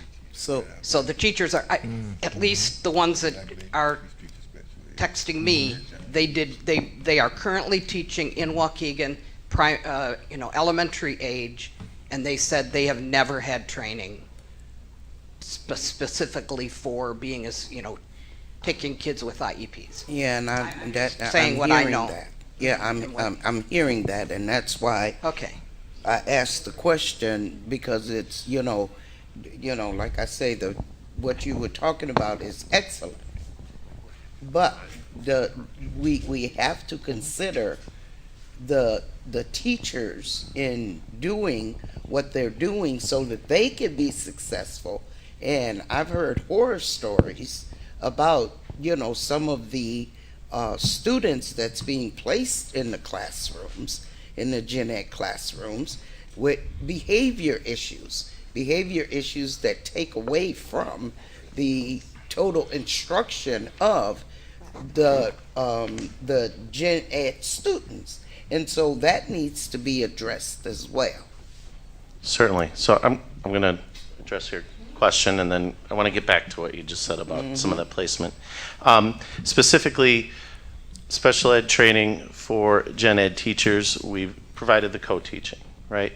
One of the commitments I made to our special ed teachers was to make sure that they get the curriculum training as well as the gen ed teachers. It's not going to look different. What we have said in special ed, and I'll get right back to it, is gen ed teachers are instructional specialists and experts. It's their job to know the curriculum, instructional strategies, etc. It doesn't mean that special educators don't know that. Like I said, we want them to have that same base of understanding of our core curriculum so that they can teach, so they can differentiate, accommodate, etc. And the special ed teachers, right? They're the implementation experts. They're the ones that are supposed to support you when you say you look at the IEP. They're the ones that are supposed to work with teachers to say, here are the accommodations, here are the modifications, here are the goals. Here's how we can collectively modify, if that's what the IEP says, or accommodate for those lessons. So that's the training you're not talking about them getting special training. You're saying that it's up to the special ed teacher in that building to tell the teacher. That's not true. Part of it is a collaboration. Part of it is a collaboration. The other piece is, I talked about several trainings we're doing for gen ed. Those skills do apply. One thing that we do want to do, and I know DL is taking responsibility for providing differentiation in curriculum maps, and we can, and the plan is to provide additional professional development on differentiation, touching on universal design for learning. And that's where you'll get your key piece of helping our students.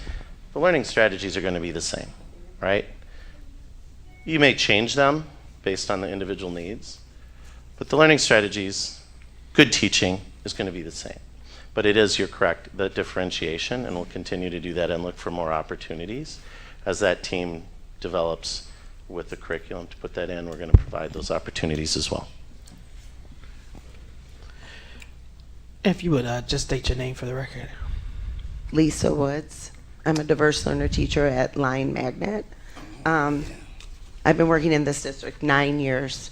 And I'm sorry if I get emotional when I speak right now, but what they're saying is happening doesn't always happen every day. I have students on my caseload that are in the gen ed classroom. The gen ed classroom is not for everyone, all day, every day. Right. Some students are not succeeding. Some students have actually dropped in their grades. I obviously won't mention their grades and mention their name. I'm a very highly educated educator. I've trained other teachers. I've trained countless people. Training is not handing someone a book and saying, read this book, and then go do it. Training is ongoing. It's all the time. The curriculum maps are wonderful. I'm from Lyon. I'm very lucky that I had a past principal and a current principal who believes in UDL, who believes in co-teaching. And that is the only reason why I'm co-teaching with Fidelity today. Nothing came from the department. It came from my principals because they believe in what we're doing. I have a UDL book because the principal bought it. We started a book study last year. We were a pilot school for these curriculum maps. I know this curriculum map. There is no differentiation in there. We have to use planning time to do that. Do you want to know how long that takes? And I'm not saying I am dedicated to my students. I will do whatever I can for them. But I will not write an IEP that is not good for them. And I will not sit across from a parent and tell them that they can't have a placement or a service or anything that is not good for them. Right. I won't do it. Right. I am not changing IEPs. My name is on that. If you want to do that, you take my name off of there. I took an oath as an educator to be honest and truthful. And especially as a diverse learner teacher, and these parents, like he said, some of them are not educated. We are the expert. We are their advocate. We are their person. They don't know. They look across from the table and they say, what can I do to help my child? What do I need to do? We are the expert. And I'm not going to tell them something that's not truthful. And I'm not going to tell them something that we can't do for them. And when you go back at that pyramid, when you go from 0 to 100, that includes everything. So to eliminate a category, a non-categorical classroom, how do you make a decision district-wide? Where is your data for that? Where is the data that says that isn't good for all the students? Right. You have 15 elementary schools. Last year, you eliminated that for pre-K and for other schools. Do you want to go into the classrooms now? I have emails from teachers asking for behavioral support. Right. We are, yes, at a shortage. So I don't know how you're going to have inclusion with everyone if you don't have enough staff for that. You have to have a general educator and a special educator, at least one for every grade level, possibly two. Right. I will tell you right now, we have a waiver in my classroom because we are over the 30%. Oh. And that is fine. I will do it, right? We have to do what's best for kids. But that's because of kids moving in, right? We're a public school system. Kids are very transient now. We have families coming in all the time, more than ever before. And I'm trying to figure out why. The only thing I can think of is the economy and movement and jobs. I don't know, but it's more than ever before. And it's late in the year. We've had more movement after October and November than I've ever seen in the 9 years. I don't know, maybe it's the economy. But I just want to put it back on, we can't make blanket decisions without data. And they need to come into the classrooms. Right. And it is true. I'm lucky I've had UDL. I don't think there's been UDL training. There hasn't been training in all of the schools. There just hasn't. And along with co-planning, remember, I co-plan with my teacher like every day, multiple times a day. I'm lucky for that.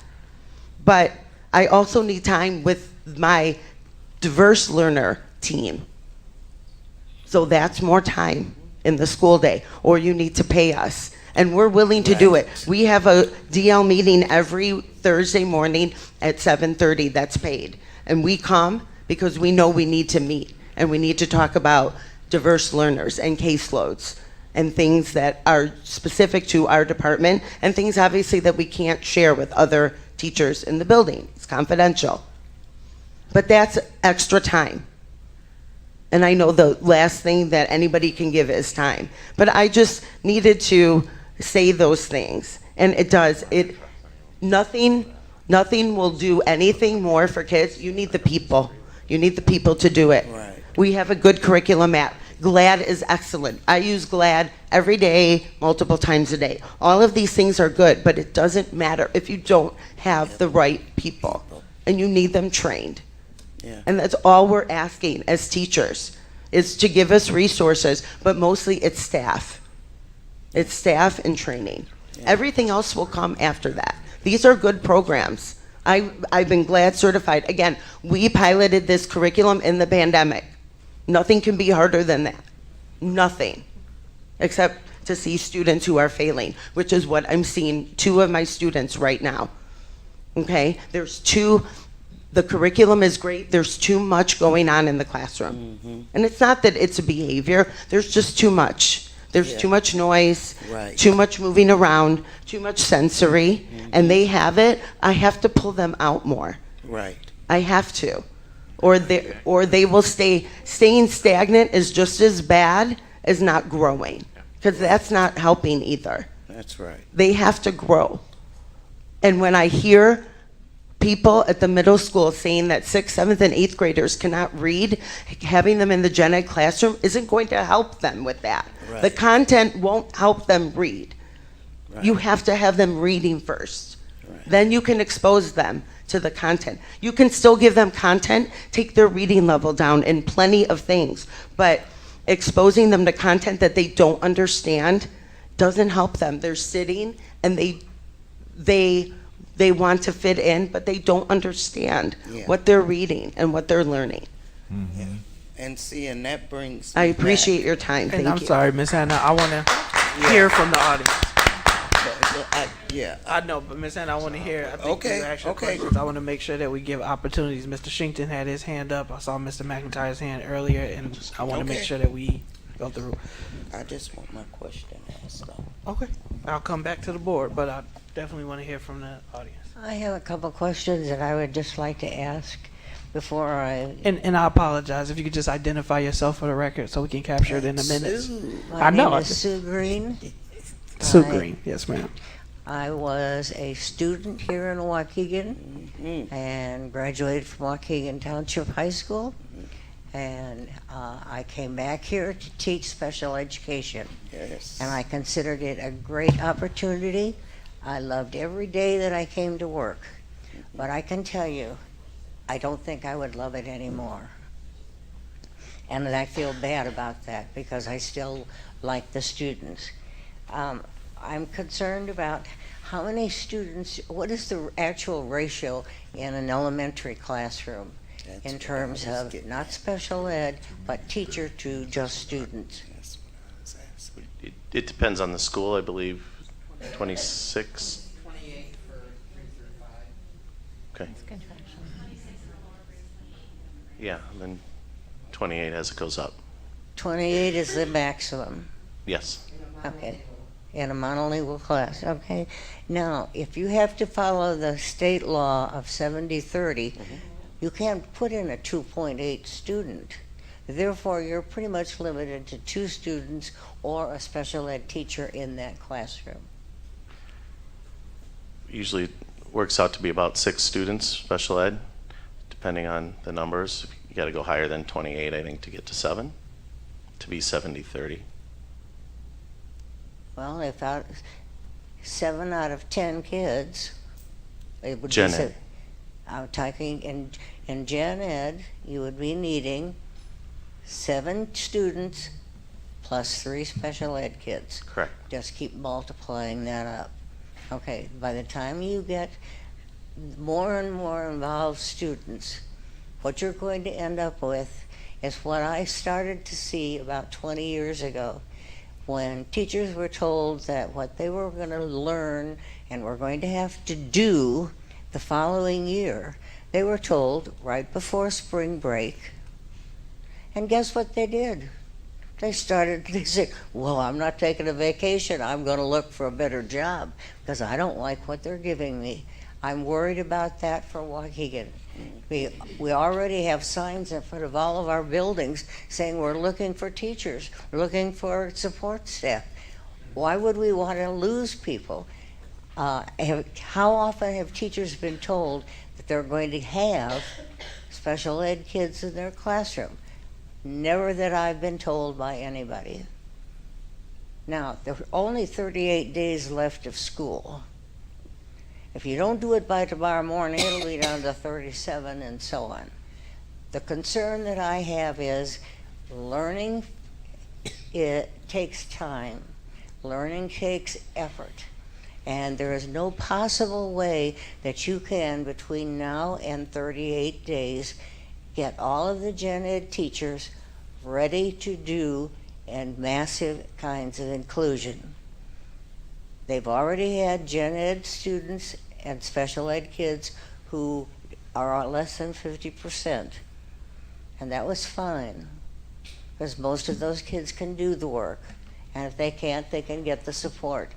But when you start adding the rest of that group in, you're going to find that gen ed teachers and special ed teachers will be at each other's throats. They will not have time to get to work together. And I very much feel like, as a citizen of Waukegan and a past teacher in the special ed department, when at that time I was here, I will tell you it was ranked as one of the top special ed departments in the United States. And certainly everybody looked to us in this state. That's right. We had a great program. I'm not saying that we didn't have mistakes. I'm not implying that. But I am saying to you that we worked hard to provide for students so that our students had IEPs and not just EPs. And I'm very much worried about the fact that it looks like we're getting rid of the I individual part. Mm-hmm. And that's what we have to stay with. Mm-hmm. Yeah, because, yeah. Dr. Bubbles. Sure. Just want to go over a couple things. I want to talk about non-CAT. I talked a little bit about this. I'm sorry, just for the microphone, it's coming to Mr. Shinkton next up front. And then go ahead, Dr. Bubbles. Okay. So non-CAT, like I said, it's non-categorical. That's unique to Waukegan. It might be called cross-categorical elsewhere. When I came here, I wasn't quite sure what that was. And so two things about this is what we're seeing in some of the non-CAT, regardless of the quality of instruction, some great teachers, is we're getting students not getting core instruction with their peers in the scope and sequence of gen ed, and we're not getting targeted instruction and interventions. And so we're not saying that we shouldn't be pulling students who need something different based on data. It's Ms. Wood or Woods? I'm sorry. Okay, that's what I thought. Yeah. As Ms. Wood said, much of what Ms. Wood said is completely within what we're trying to say, being individualized, working, collaborating, doing all those things.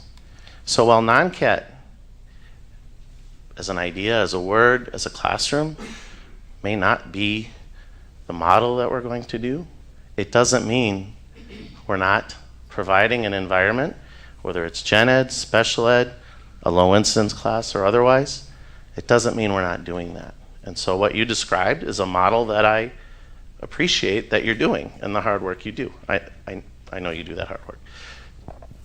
Making those data-driven intentional decisions, some of them maybe in time because of the sensory needs or behavioral needs, and that's what's the I is in the IEP. And that's what we want to do, is bring that continuum of service, bring that attention to detail, bring that in the IEPs, and provide that in the schedules to increase inclusion, but when they're not there, to be more targeted and intentional. And when they're not So when they're in, often, not always, in a special ed environment, that's what the instruction they're getting. And like I said, we have excellent teachers. I've seen some great things, but it's not at that scope and sequence. And then what sometimes happens is they're not getting the intervention on top of it, right? So instead of getting core instruction in gen ed with multiple supports and an intervention for reading or math or behavior or structure or whatever, right? We're failing to close the gap. So again, non-CAT as it is may be going away, but special ed environments are not going away at all. We're not pulling FTE from those non-CAT teachers. It's designed for them to continue to support the students that are in their school. And so let's talk about the students with behaviors. We don't want to be putting students who are actively in crisis, having patterns of behaviors that are dangerous to themselves or others, into the general ed classroom. That isn't safe for them. That's not safe for anybody. What's happening is we have a lot of kids who are coming to school. They're not prepared. Perhaps they don't have an IEP. We've had some move-ins. We've had kids that didn't go to pre-K. Then we had COVID and they didn't go to school. They didn't socialize. And we didn't see it coming because we wouldn't know. And yeah, it's been difficult. But not all those kids had IEPs. And we do, by law, have to provide a process of intervention and supports. Because we can't just put kids in special ed because they're having behaviors and perhaps we didn't provide the right intervention or we didn't at least try, right? And so I can tell you, a lot of kids have gotten some new paperwork this year. There's been a lot of student movement to more restrictive environments. Not because of academics necessarily, but because of their behaviors. And so I think we need to think about how we're looking at our students in placement, right? We're looking at those kids with learning disabilities and maybe ADHD and other disabilities that are able to functionally access their education, and we can educate them closer to core instruction and standards-based instruction with their peers. We're not looking to keep a kid who's hurting people or tearing up a room and just keep them there, right? We actually added a special ed program that wasn't existent for behavior. And so, yes, the process takes time. Yes, there are students with behaviors in gen ed room. But it's not just a special ed problem. It's a Waukegan problem that we all need to address. And it doesn't just happen overnight. There's a process. Dr. Bublitz, can I say something? Yeah. So I'm going to turn it over, but I need to speak out because I know Ms. Woods, and I'm just hearing what the staff's saying, and I think that I hear inclusion, and I'm a proponent for inclusion. We've heard the board talk about inclusion. I know the benefits of it, and I'm not even hearing the pushback against inclusion so much.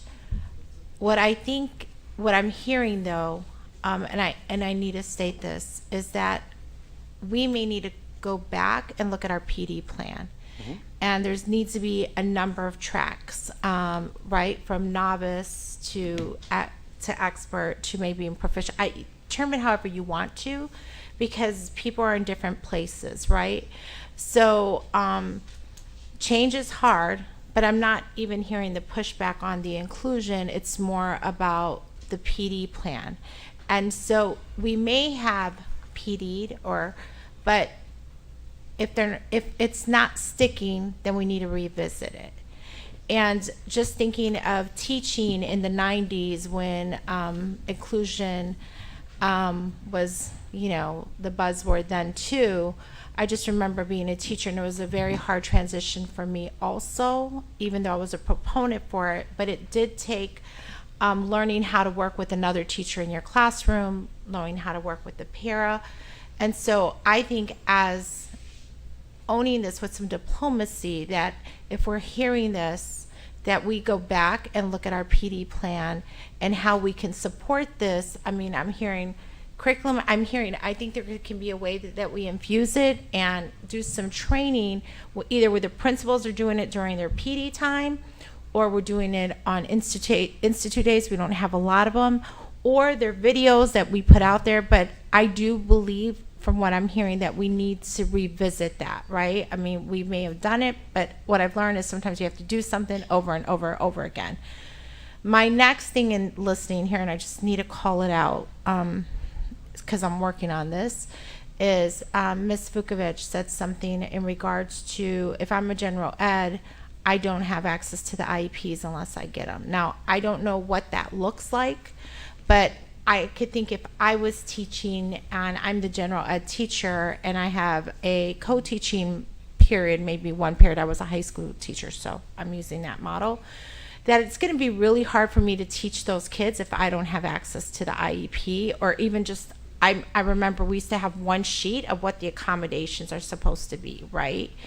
And that may be happening. I don't know what that looks like, but if it's not, then I think we need to think through, how does the general ed teacher know Teresa Placentia's accommodations so that there could better be support, right?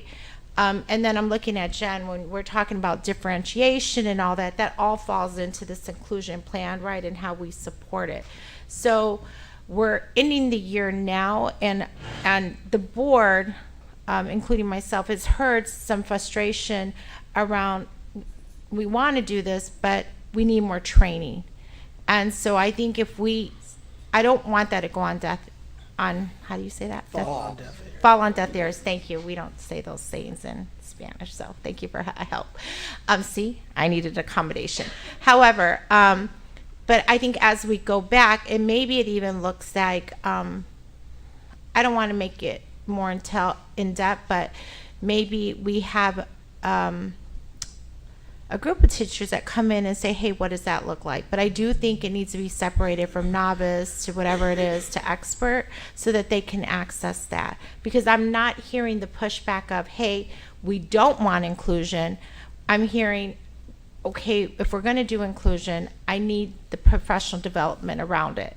But I did also hear that some kids may need inclusion, which I know whatever their IEP states is what we have to implement, right?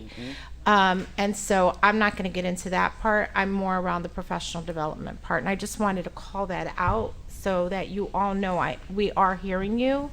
And that's something that when I meet with my deputy and Dr. Bublitz, we'll sit down and talk through how can we provide more support around professional development for the upcoming school year. I mean, seeing that where we're at and plans have been set, right? And even for the paras, because if we're not training for the teachers and the paras, there could be a disconnect too if we're doing them in isolation. And if you got anything else to comment, I just wanted to make sure, because I keep seeing hands go up. So I saw, and this is what I'm going to say, is this is a super important topic we've been asking for a while. It's 8:03. So I want you all to either think of the question or the comment that you want to make, and I'm going to go around the room in order to make sure that we hit everybody that has something that they like to say. But then the board does have another meeting after this meeting, so I wanted to make sure that I put that out there. So Mr. McIntyre had his hand. Are you done, Mr. Mac? Or are you still? All right, Mr. McIntyre has a question. Then I saw a bunch of hands. So everybody, I mean, this is, I'm go in order of who I see. Right, which is why I want to make sure I hear from him. That's what I just. Teachers, yeah. Go ahead, Mr. McIntyre. Hope this doesn't sound weird. I don't know which came first, the chicken or the egg. And what I mean by that is a lot of the young people that I come across, they have behavioral issues in school. The behavior issues that they have in school, I'm curious if there's a way in which you all would know, did the behavior issue come first, or did the challenges that the kid have come first? And from that, did the behavior come? So which came first, the chicken or the egg? So, and to go a little further into that, I currently have some students that are one sophomore who has 0 credits, 0. A sibling who has around 2, and both have huge behavioral problems in the district. But they're angry as they're sitting in class because they're upset that they can't do the work. Like, one can't read. Like, he couldn't read what's on the podium right now. And I wonder what the expectation would be with that child as you put him in a general ed class. And I'm curious, where do IEPs come in play? Because these kids need supports, and the supports would come from the IEP. So again, which came first, the chicken or the egg, and what can you do about it? It makes me wonder, the data that you show, I'm curious how many students that are supposed to have IEPs don't have IEPs. If they did have IEPs, it would destroy this data.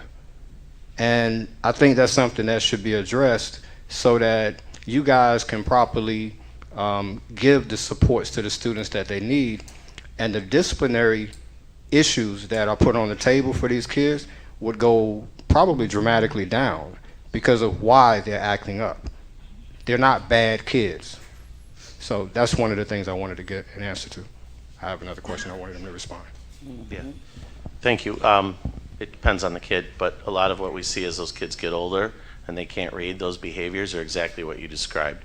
It's that they did not learn in the way that they should have, and now they are frustrated. So we do realize that literacy is a huge piece of that. We can talk offline. I don't know the particular case, so I don't want to comment on something whether I don't know if they have IEPs or not, so I can't answer that. But we're continually working to refine. We work with teaching and learning to do that, and we do need to address and find those students and address their needs. That's something I identified really the first night I was here with some students. I don't think they're the same ones, but very similar to what you're describing. So does the behavior come first? Not always, sometimes.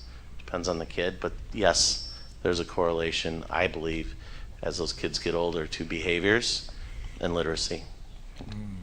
So the students that are coming before you guys would be referred, is that right?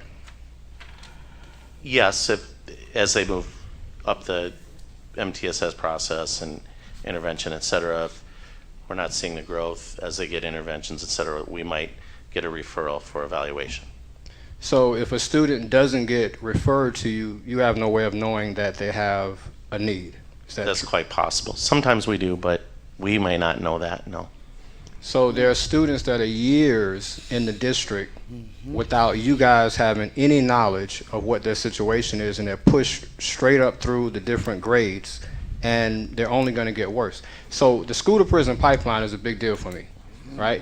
And I'm telling you that one of the biggest contributing factors to the school to prison pipeline is students who are suspended. The students who are suspended due to behavioral issues. The behavioral issues, where did they come from? So that domino effect is what I'm trying to get addressed. So the DL department or the people in the buildings, the admin, who are the teachers, whoever is referring those students, somewhere in the mix, the kids are getting lost. And I think that's my bigger problem, because the prisons are constantly getting filled with these students as we all are trying to figure it out. And I guess I'm just curious, who has the answer to why these students are steadily being pushed into that pipe? That's really what I'm trying to get to. So I'm hoping that somebody can give an answer as to who should be addressing that point, because the students are constantly being harmed in the process. So I don't want to comment on things that I can't put my finger on or identify exactly. I don't disagree with you. I think some of the data correlates to what you're saying that I presented. One of the things that we've instituted since I've been here 3 years, not that I am doing it, but collectively we are, as universal screener. So we're using Panorama. We used DESA in the past to identify some of the social emotional areas that students need, or some, in not just individual, but maybe collectively in a grade, a classroom, a school, to try to identify that. So we want to address exactly what you're talking about and try to get kids what they need when they need it, and then work from there through interventions and continuing to monitor them. So I think you've identified an area for growth that we're trying to address, and we continue to still try to get better at that. So we had a question over. I'll start, I guess, in the back, because just. Hello, Rochelle Mendez. I teach at Glen Flora Elementary. I've taught there for 27 years now. I've seen things change drastically since COVID. And again, like he was saying, is it the chicken or the egg? It doesn't matter. We need to deal with what we have currently on our plate. Yes. And I hear you talking and understanding that myself as a gen ed teacher, I would need proper training, PD. Where I'm concerned is the same as where I was concerned with the curriculum mapping, the rollout of it. So if you're agreeing that we need the PD, we can't get enough PD between now and the end of the year when we are completing our classes, trying to make that last push with these kids. And then over the summer, you're not going to get the teachers in for PD. So we'll do it the Waukegan way. We'll give you some PD on the first 2 days of school before you get kids, and then expect you to jump into it on day one. You know it doesn't work like that. Right. So my biggest concern is the proper training, PD, thoughtfulness, looking at the data, making sure you're talking and listening to us teachers about this before you try to roll it out. I'm not saying it's a bad idea. I'm saying it's a bad time because we're not ready for it. We are not fully trained for it. And I will advocate for these parents and let them know. And also I'll advocate for the regular ed kids in my class, to their parents, that I know you're looking at possibly having up to 30% of my population in my class could be special ed, and then a waiver after that. If you feel you want more in there, you're hoping you'll get a waiver. When does that general ed class then become a special ed class? Come on now. And then you need to let those parents know of the general ed kids that your child is no longer in a general ed class based on the numbers, based on the waivers that we were allowed to get more kids in our class. It's now a special ed class. So I'm not saying I'm against this. I'm saying I'm against doing it now. For once, Waukegan needs to hit the brakes on something. Yeah. And be fully trained and be fully vetted in this before you try to roll it out just for the sake of rolling it out. Yes. Yeah. Again, I work at Glen Flora. I've been up here before talking and only had two board members come back and ask me a few questions after my last speaking. Yes. We can go right up here. You still have a question or comment? Rayanne Nickerson, North Elementary. I've been teaching for 26 years. Never ever have I been kicked at like I've been kicked at this year. You mentioned behavior takes, it's a process. I understand that. How long? He's been kicking all year. Luckily, I'm able to still dodge him. Today, he came. I don't see the student. I walked in the room. Didn't say anything to him. My students were coming. He walked up. He's following a little boy, and he throws a marker. He's 1 foot from me, but my reflexes are still there, and I grabbed it. I walked away, went to get the principal. When are we going to do something? He's kicked her. I know he's kicked a couple of you in here. I know that. He's kicked at me several times. He has bitten. He's punched. How much more do we need to do or say to get it addressed? He's a threat to everyone else in the classroom. She has a nonverbal student. This is a kindergarten room who has several students who have already been placed in there. With this student, who will get on a desk and jump throughout the room. I push in for reading. I've seen the scores. Yes, we're blood red, but we don't have a grip on behavior with some of the students because they are allowed to do certain things, and my hands are tied. I can't, try. And I walked away from him, and he followed me and attempted to kick me again. When is enough? What is going to happen with this? And I know you've met on this student, but we're still waiting. And this poor teacher has taken 3 weeks off of school because she can't, and this is a veteran teacher, this is not a new teacher, because she can't deal with it. Today she had to take a break. This is ongoing in this classroom. You think learning is going on in there? It's not. Those kids are in the back of the room. There's paras in and out. She doesn't have a co-teacher. She hasn't had any of the training. Nothing. So what you said, from what I see, was untrue. In my building, I'm only speaking for my building. So I've had enough of it. My building. And we'll go over this way, right up front. Other kids are being held hostage. Yeah. I want to make sure we. Oh, sorry, I didn't see the hand. Thank you, Ms. Ryan. Hi, my name is Barbara Harris.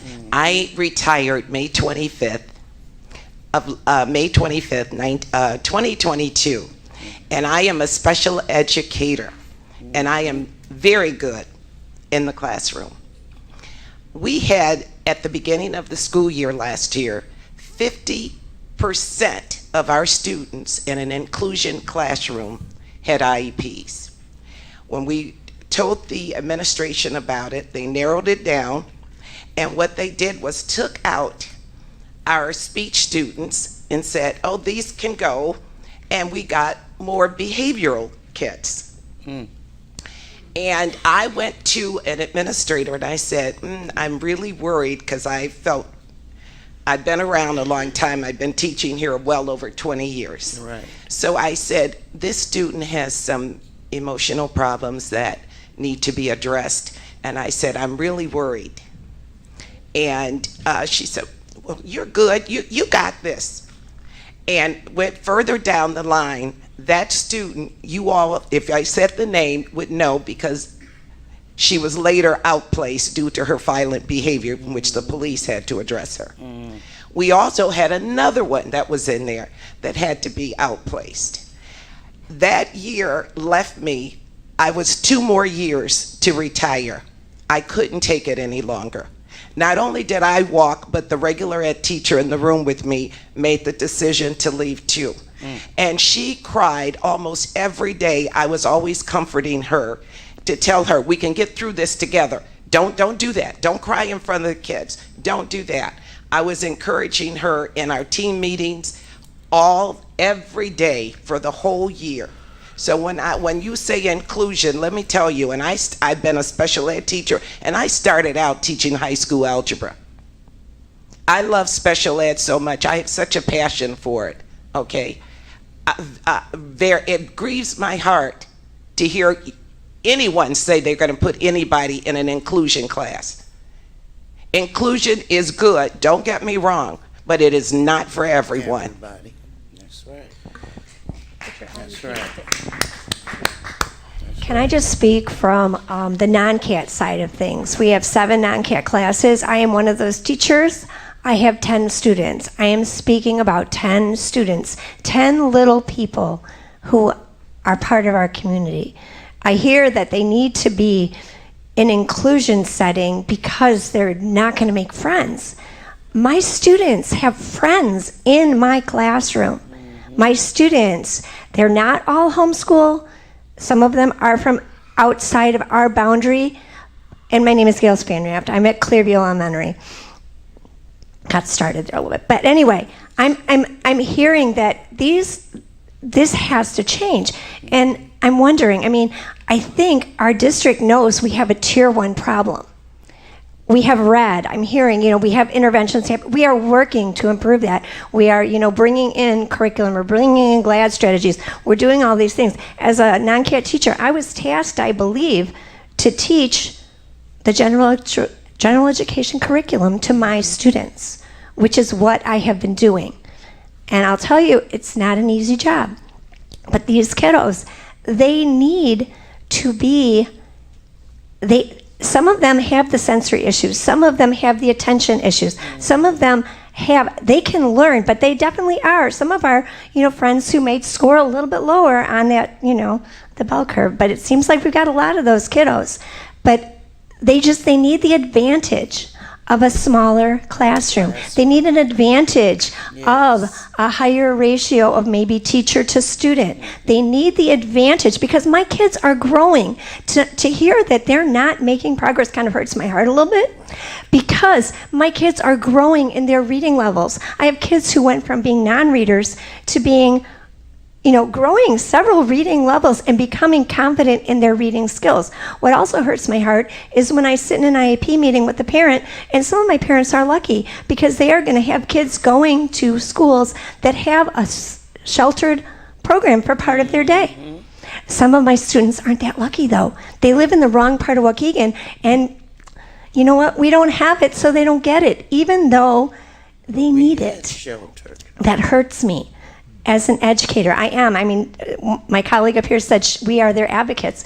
We truly are. I mean, I heard you talking about tutoring. I tutor after school because one of my little friends, he is an amazing young man who is lucky enough to be going to a place where he is going to have part of his day to be sheltered so that he can continue to grow.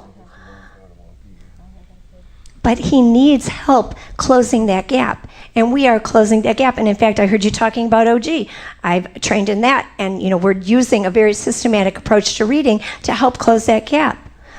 I really feel like, I heard a lot of things tonight, and I didn't know if I was actually going to finally grab that microphone. But truly, there's a lot going on in Waukegan. There's a lot of good things going on. But we also have to think not so much about this, I guess, when I hear about the inclusion and we've got to get our numbers to shift, when we talk about those numbers, we are talking about little lives. Yes. And if they're not the behaviors, they're those kids that just sit in class and they don't cause problems and they don't make noise, but are they getting the attention they need? And those kiddos, we don't willy-nilly throw IEPs at kids. We have process. Right. And when we sit down to write that IEP, it's a team decision. And we talk with the parents. We include the parents. And the team, if the team believed that that child would be successful 80% out, the team would do it. Right. We are not placing kids because we think we need to fill non-CAT classrooms. We are putting kids with the supports that they had, what's least restrictive for them. And I think that's what I feel like is getting lost in this discussion. And that's, again, it makes me sad for my 10 friends. And I guess I wish that we could kind of step back and look what's happening locally. I hear about behaviors. I've lived that. I hear about, co-teachers.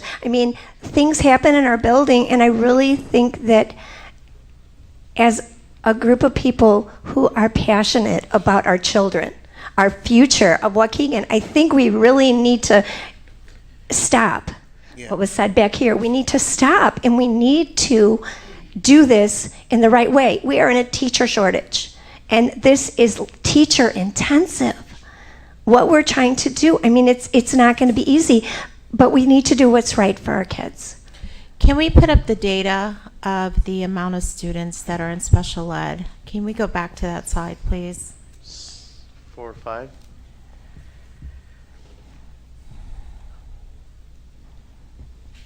We've had some very rich conversation, but I do want to look at the data here, right? So yes, that one. Yes. And so, I need to put on my glasses, right? So we have 15% of our students with IEPs. Of those students, 12.8 of them are African American.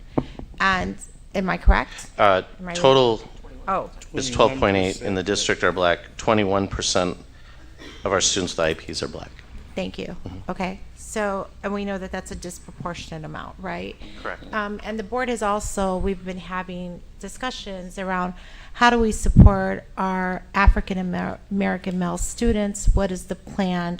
And we've been visiting classrooms. One thing, I hear about the rollouts and I hear the PD.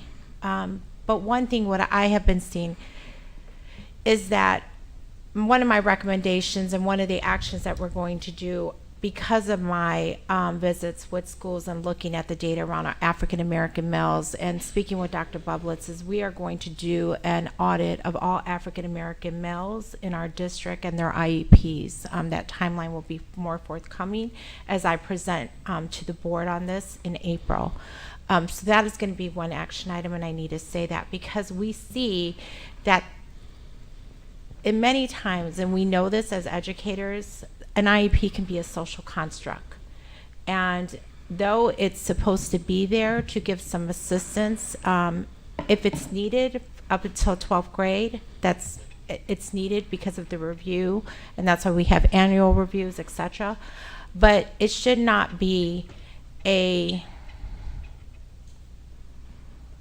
label that they wear throughout their educational career. And as educators, we wouldn't want to do that to any student, and I know that, right? And that is why it is so important that when we write the IEPs, that we're very intentional and that they're individualized to each student to provide the supports that that student needs. And if the student doesn't need fully contained, then that should not be in their IEP. But what we're seeing in these IEP, and correct me if I'm wrong, please, because I've been out in schools looking at this, what we're seeing in these contained classes is that majority of these kids are African American boys. Am I correct? Correct. If you go to the next What- slide, it shows exactly what you're seeing. Well, next one, sorry. And so when you look at the data percentages here and you look at the growth or attainment in their academic endeavors, we would, and then the correlation to discipline and suspension, I think we'd be naive to not think, if we triangulated all that, that one thing impacts another, right? And how do those three things connect is what I want to dig deeper into. Hence why we are going to audit all of our African American male boys IEPs for coming. I think we're going to try to do that over the summer. I don't want to give no timeline yet. But there definitely is a connection, and there's a connection of when these kids receive their IEPs, how they do academically once they move on, how they do socially, and I mean, and then there's one-off. So there's not a one-size-fits-all, because I want to acknowledge Miss Nickerson. I know the child she's talking about, and Dr. Bublitz, I do need you to look at that. Yes, there are sure. some kids, I mean, you know, that for their sake and their support just may need a different environment, right? And eventually, hopefully we'll have that environment here. It just won't be within their school, because that is our goal too, right? But I think it's when we, actually that's what an IEP is, right? It's every student receives exactly what they need to be Right. successful in their classroom. Right. That's what it is. It doesn't mean that it's all self-contained, and we know that the research there, I mean, if it should be contained, there are some situations where that does happen. Am I correct, Dr. Bublitz? I don't Yes, want, it's correct. not No, you're never. on. It's not never. But best practices is that inclusion is the best practice. It is best for them to be with their peers. However, in order for that to happen, training and supports need to be there for the teachers to be able to build that bridge there, which we will work on, right? So I needed to add that, because when you look at this data, I don't think as educators we cannot say, when we see how disproportionately this is affecting our African American males, that there's not, I'm going to use Mr. McIntyre's word, and I hope this is right, a call to action around this. And so we need to look at how do all this data work together and what are the best supports. Because for us to say, continue to do the same thing and we're not seeing progress academically, or we're not seeing the exiting of IEPs, or we're not seeing, there's something flawed there. And I'll own that. There's something flawed in the system. And so what is that? And I think together we have to dig deep into finding what that is. And I hear about the rollout, but for the young man that has an IEP that maybe should have exited the IEP or needs the IEP, they don't have another year to wait, right? So what does that balance look like in the rollout? Because I mean, I hear the stat, but what is also the balance for the students? I don't know that answer right now, because I have to do some more research on that. But I am asking the team to go back, because I'm hearing PD rollouts. I think the support that I'm hearing is around the PD, but also look into supports, right? And then look at it from the perspective of the teacher, the student, and the parents, right? And how do those three things, I guess, align so that it can be a supportive environment for this to be successful? Because inclusion, I mean, is best practice, and we're moving that direction. We're not going to draw back from that. If the IEP says that that's what needs to happen, remember, IEP dictates everything. And so I'm going to task you with doing that. And because we have people here with us, I do want to come back with our findings to discuss this same subject matter on some of the concerns and questions that have been brought up today. How are we going to build that bridge to our teachers and to our students, and what's required of us and what's required of them, so that it can be a mutual effort in supporting these children. I got a she's been waiting this whole time. But can we, like I say, I want to hear from the community. She's been waiting this whole time. Where's the microphone? I apologize. Who has it? Okay. And that'll be the final community comment. We'll bring it back, and then we will close out this presentation. Thank you so much. I'm Marie Bryant. I work at Carmen Buckner Elementary. I've been with the district for 9 years. I've been teaching over 20 plus years. I love students. Now, when they showed the video, when they showed the line, they had the squiggly line and the straight line, I'm all of the above. And when I say I'm all of the above, now I am for inclusion, but like we say, with the different rollouts and whatnot, just need a little tweaking. That's all. Just need some tweaking. And I can vouch for how being a person who have had a learning disability, I was diagnosed with a learning disability, and guess what? I slipped through the cracks in grade school, and I got my diagnosis in college. But you know what? I graduated on the dean's list. I was at the top of the list at graduation when it came to get my degree. So we can learn. We can go there. And I am dually certified. I'm a certified teacher and I'm a DL teacher, so I'm both of them. So I've been on the squiggly line on both sides as a kid and both sides as a teacher. Now, there was something mentioned about the teachers not being able to see the child's IEP, but the COOM file folders are available for each and every teacher to go and see what they need to know about the IEPs of the children. And also, DL teachers, one thing that I can speak for myself, I give the teacher an IEP summary just as well as I give the parent an IEP, and I go over the IEP with that actual teacher and say what accommodations are needed, what needs to be met, and how we can get through it, because it's a teamwork. We're all a teamwork, and it's a teamwork. Then I hear, and this is one thing that bothers me, because I'm going to give you something and I'm going to share something with you, and I want you to take it and see what you get out of it. When I did my student teaching, at Kenneth Murphy Elementary. And when I went to that school, I went in a first grade classroom, and there was a little boy that would act up every day. Every day he would act up. He was a little African-American male boy. And he would kick out, he would flip over chairs, he would do all of that. And one day I asked him, can I just sit with him and talk with him? So I sat with him and I said, what's wrong with you? Why are you cutting up like this in the classroom? He said, I don't like reading. I said, you don't like reading? I said, why? I said, it's the funnest thing you could ever do. He said, I don't like reading. Reading's not for black people. And I jumped back, why would you say that?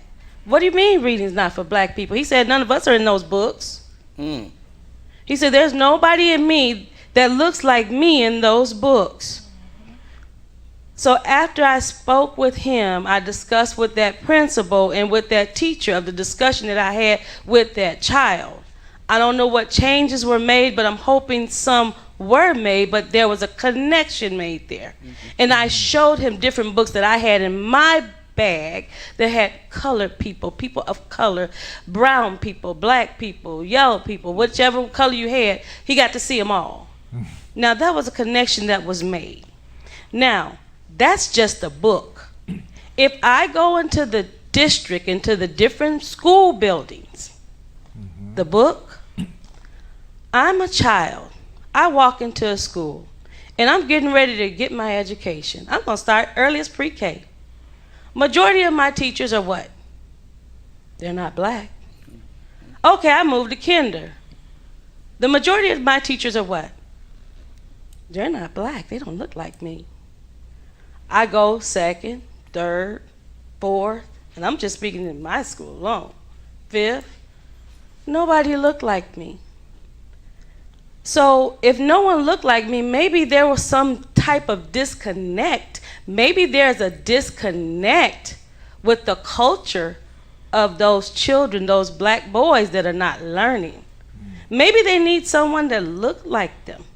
Maybe they need someone not just to look like them, but to have that same connection culturally that can know how to teach them. There are different ways that, and I'm not racist, but I know for a fact there are different type of techniques that African American men or women do with African American children when it comes to teaching. I come from a family. My mother did not read. They had to work the fields. I taught my mom to read. I taught my aunt to read. I was a student. I was in grade school teaching my parents and my aunt to read. There are different connections that you have to make. You wonder about why so many African American children have IEPs. Most of them are not literate because there's a connection that's missing. That's the connection that you're looking for.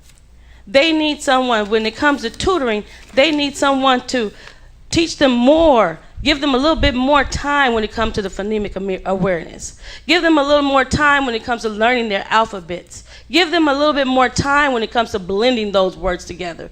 It took for me to give my parents, my mom and my aunt, a little more time. Even with me, sometimes I may not get my work done on time, but I get it done. And sometimes I just need a little more time. Sometimes it takes for me to be in a quiet room and be pulled off to myself. Sometimes I have to be in my office by myself to get my work done. So sometimes I need to be pulled out, just like sometimes the children need to be pulled out. But then guess what? I'm going back in and I'm getting my work done. We have to start making connections. We have to start looking at our children. We have to start not just looking at the data. We need to look at the children. There's a difference. I can give you all kinds of numbers out of my head. But guess what? Those numbers aren't me. That's not me. I'm not a number. I'm a person. Those aren't numbers. Those are children. When it comes to the IEPs, they're individualized educational plans. That's an individual. That's not a number. They're individuals. Now, with these teachers, like I said, I'm duly certified. So I can see them coming and I can see them going. I know them when I see them. I can look them and catch them spot on. That's someone we're going to have to help out. Yep. But the thing is, for the gen ed teachers, I can speak up on them only because I know some things that they have to get up to speed with. They may need a little bit more training, not so much on the GLAD, but just in diverse learning in general. Yeah. It's a difference. It's a big difference. Yeah. So we have to just start making those connections. Thank you. I just have one real quick, one quick question, Yeah, Mr. and McBride, and then I guess I'm saying we closing out. I'm sorry, but this has been a really good conversation. I wanted to comment about Go ahead, Ms. Allen. what the superintendent said about doing the audit for the African American students, boys, right? Because that is we have the percentage of African American boys, right? Okay, but that's not the number. That's not the total number of students that are in special education. And so to take and to do and audit only on the African American boys, there's Latino boys that needs to be looked at as well. Okay, I'm sure that the teachers, you all have Latino students, right, in special education, and they need to be looked at as well.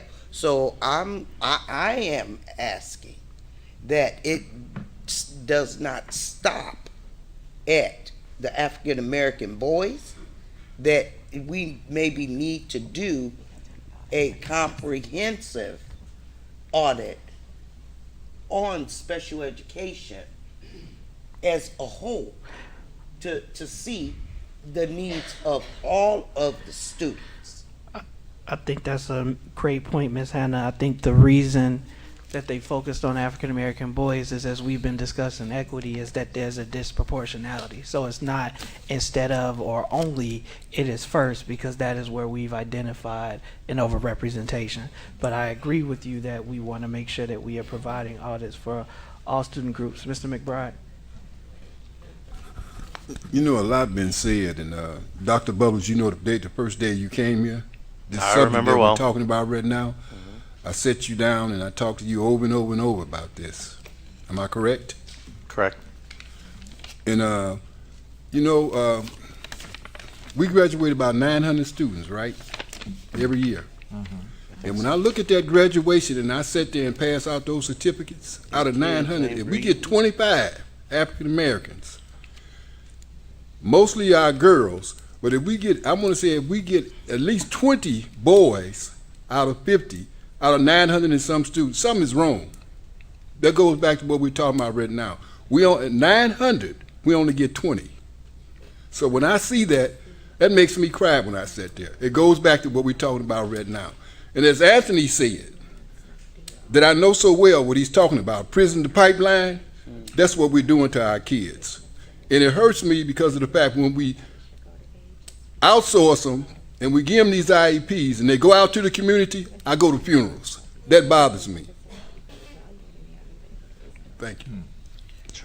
And see, and I was asking, and I have asked, and got it on my list today to go back to it, because it was said in a previous meeting about an academic audit for our students at all grade levels. And that way, we'll be able to find out what our students need. And then we'll be able to adequately address that, be it special ed, be it gen ed. I think that's a great point, Ms. Hannah, but I also want to make sure that I validate that I believe, and it's a strong belief that I have, that I'm going to say it, but that our teachers, those that are closest to the issue, know exactly what it is that they need. They advocate for it. Of course they do. They advocate for it often. It's up to us to make sure that we hear them. I have some really brief points, and then I'll be off it. And has to start with a universal truth. One that I have, even when we sit across this board, is the fact that our teachers care passionately about all our students. Absolutely. And so I want to make sure that when we walk away, that is what we take away and we hear, is because a lot was said, and I start off with that, is both sides are looking at the situation, and at its core, they're arguing that we care about kids. But from a board member who's been in multiple conversations, I can tell that we're talking past each other, right? It's because even when we say individualized, I heard Dr. Bublett say individualized, and I've heard those, our teachers say that it has to be individualized. So if we all agree that it has to be individualized, then again, let's start from that point. Superintendent already mentioned it. I didn't hear anybody saying that they didn't believe that we should be placing our students in the least restrictive environment. They have said is that they need help with what is by our own admission, a transition for District 60. And what they're saying is an environment when our system is already teetering, in which we hear about the increase in behaviors, is that it's not they don't want to do it, right? It's not that they don't know how to do it. It is that when we ask for help, and I'm talking about our staff, is that they are asking for the support. So the superintendent agreed to that, and I think that is a fair assessment. We talked about teacher retention. I say this all the time. I can approve positions until I'm blue in the face. If we can't hire to fill the positions, it doesn't make sense for us to keep adding them. Mr. Riddle has been, and Miss Hannah have been fierce advocates for the fact of, don't get me wrong, but is it 58 pair vacancies today? And so as we talk about training for the paras, I'm going to say the statement, and there is no universal para training. And that's across the board as they come, and we're hiring from agencies because we can't fill internally, and the things that they are willing and unwilling to do are different. The skill sets of those pairs are different, and so we need to aggressively hire to fill those empty positions, and we need to provide them with the training and supports. I start off with a high school diploma at BCU. I'm always hiring. I don't want to put it out there, but I know that our pay is much more competitive than what we're talking about for our pairs. So that is something that we have to address. I did want to talk about what I heard Ms. Bryan, and I'm going to say it because I think it does have to be said. As we talk about wanting to ensure that our students have teachers that look like them, I think that is a goal that we should make sure that our students have individuals in their schools that come from their community, similar backgrounds, but more so than ensuring that our students have individuals that look like them. I want to make sure that we're having culturally competent staff, right? Is 80% of all teachers in the United States are white women. It's a fact.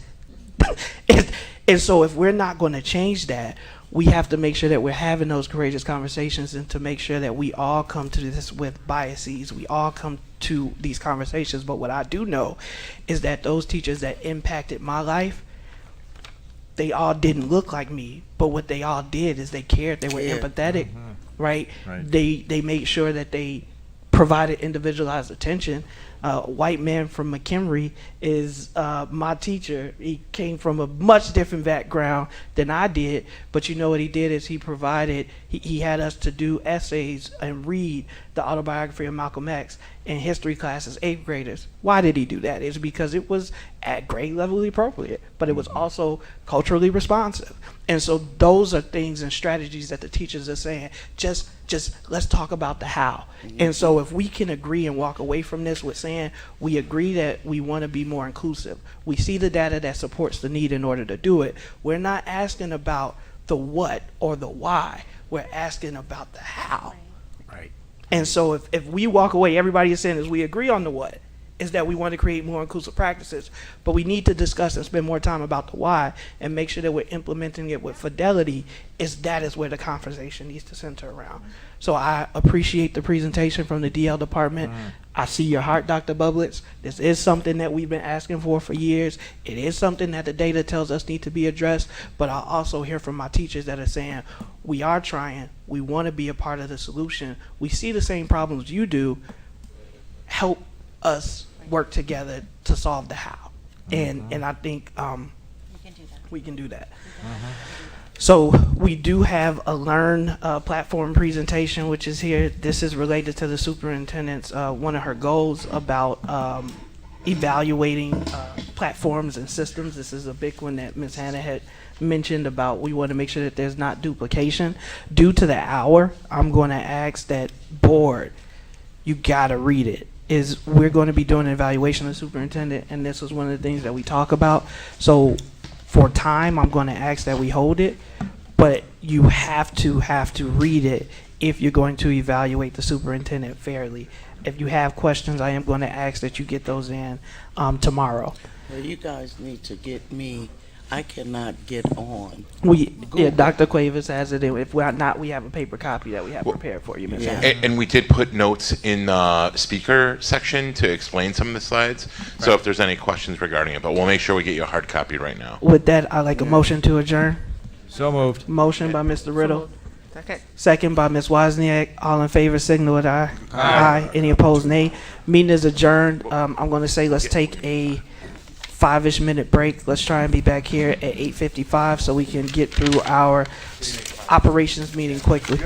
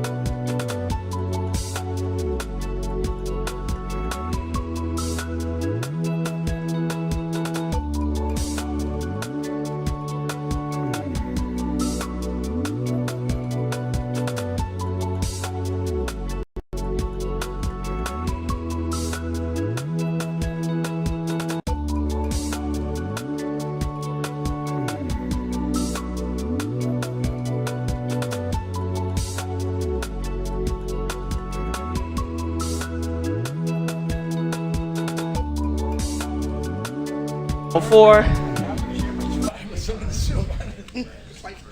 Okay. Awesome. Coming back?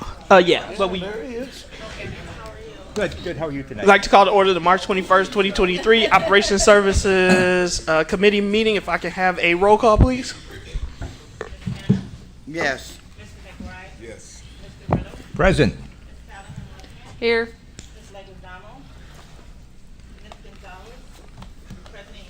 Here, we do have a quorum.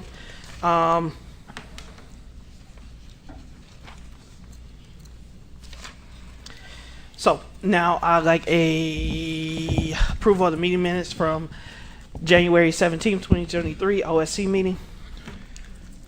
Do we have a motion to approve? So moved. Motion by Ms. Hannah. Second. Second by Ms. Wozniak. Any comments, questions, corrections to the minutes? Roll call vote. Or all in favor signify with aye. Aye. Any opposed, nay. Mr. Riddle, I pass. I was not present. Minutes are approved with one pass. All right, we now have information items. It was requested due to an out-of-state visitor. We go to item 5C, same format as earlier. These items have been presented for information. There are a few points that I want to call out.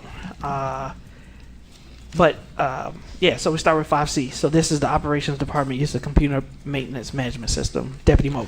Thank you, Mr. President. Good evening, board members, superintendent, staff, community members. Thank you for indulging us. So the first agenda item we'd like to highlight is item 5C, which is the new computerized maintenance management software, FMX. This is an information item, so I'm not necessarily going to provide a presentation, but obviously if there are questions, please ask.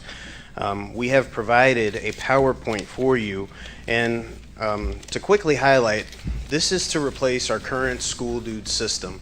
So the operations department has vetted 3 software programs. This particular software program was really advantageous to the department based on the current use of the School Dude system. As you'll notice in the public content, FMX has an annual subscription of $36,936 compared to the $51,017 that we're currently paying for School Dude. There is a waiver of the installation and training fee of $18,468, and this contract period would be from May 1 to June 30th. This particular program, 90-day implementation, we would run concurrently with School Dude for 1 month to make sure the transition is as smooth as possible. Now, Mr. Roberto Ochoa, Assistant Director of Operations, has worked with the operations team to vet these different organizations and companies. And we do have with us tonight from FMX, Mr. Mike Minucci. Now, we've provided in the executive summary some of the benefits of making the transition. We've heard about the user-friendliness of the program, specifically as it relates to facility rental and those requests. So this would make that more user-friendly. Hopefully more people, particularly if they're outside the organization, will be able to access it more freely. It would also cut down on unnecessary maintenance requests from end users, which would be our staff members in the building. As you'll notice in the presentation, we approximate about 40% of our maintenance requests right now are HVAC related. A lot of times they may be mislabeled. Technicians don't know how to identify the appropriate equipment that's associated with the work order. So we're spending a lot of labor trying to track down issues that may or may not exist, may or may not be accurate in the system. So we want to cut down on that from our qualified maintenance staff so they can stay on task with the work that they need to do.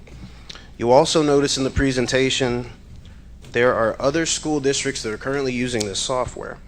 So if you look at slides 9 through 10, 9 and 10, there's a total of 27 school districts, several of them are in Lake County, that have transitioned or are currently using FMX as their primary platform. Adlai Stevenson, Glenbrook, Loyola Academy, Maine Township, etc.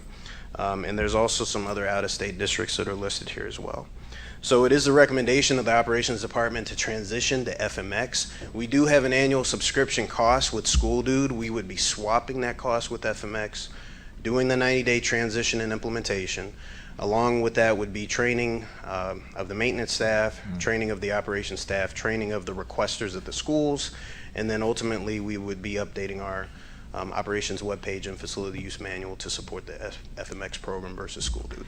And So the- if there are any questions. In the simplest terms, how does this make our staff and communities' lives easier? Yeah. So I will turn it over to you to answer that.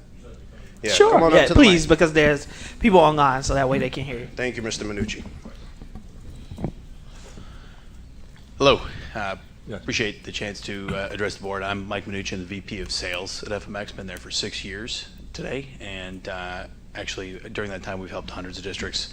FMX works with over 800 districts across the country, and so simplest terms possible, right? Number one, it's going to make it really easy for people to get online, see what's available from a resource standpoint.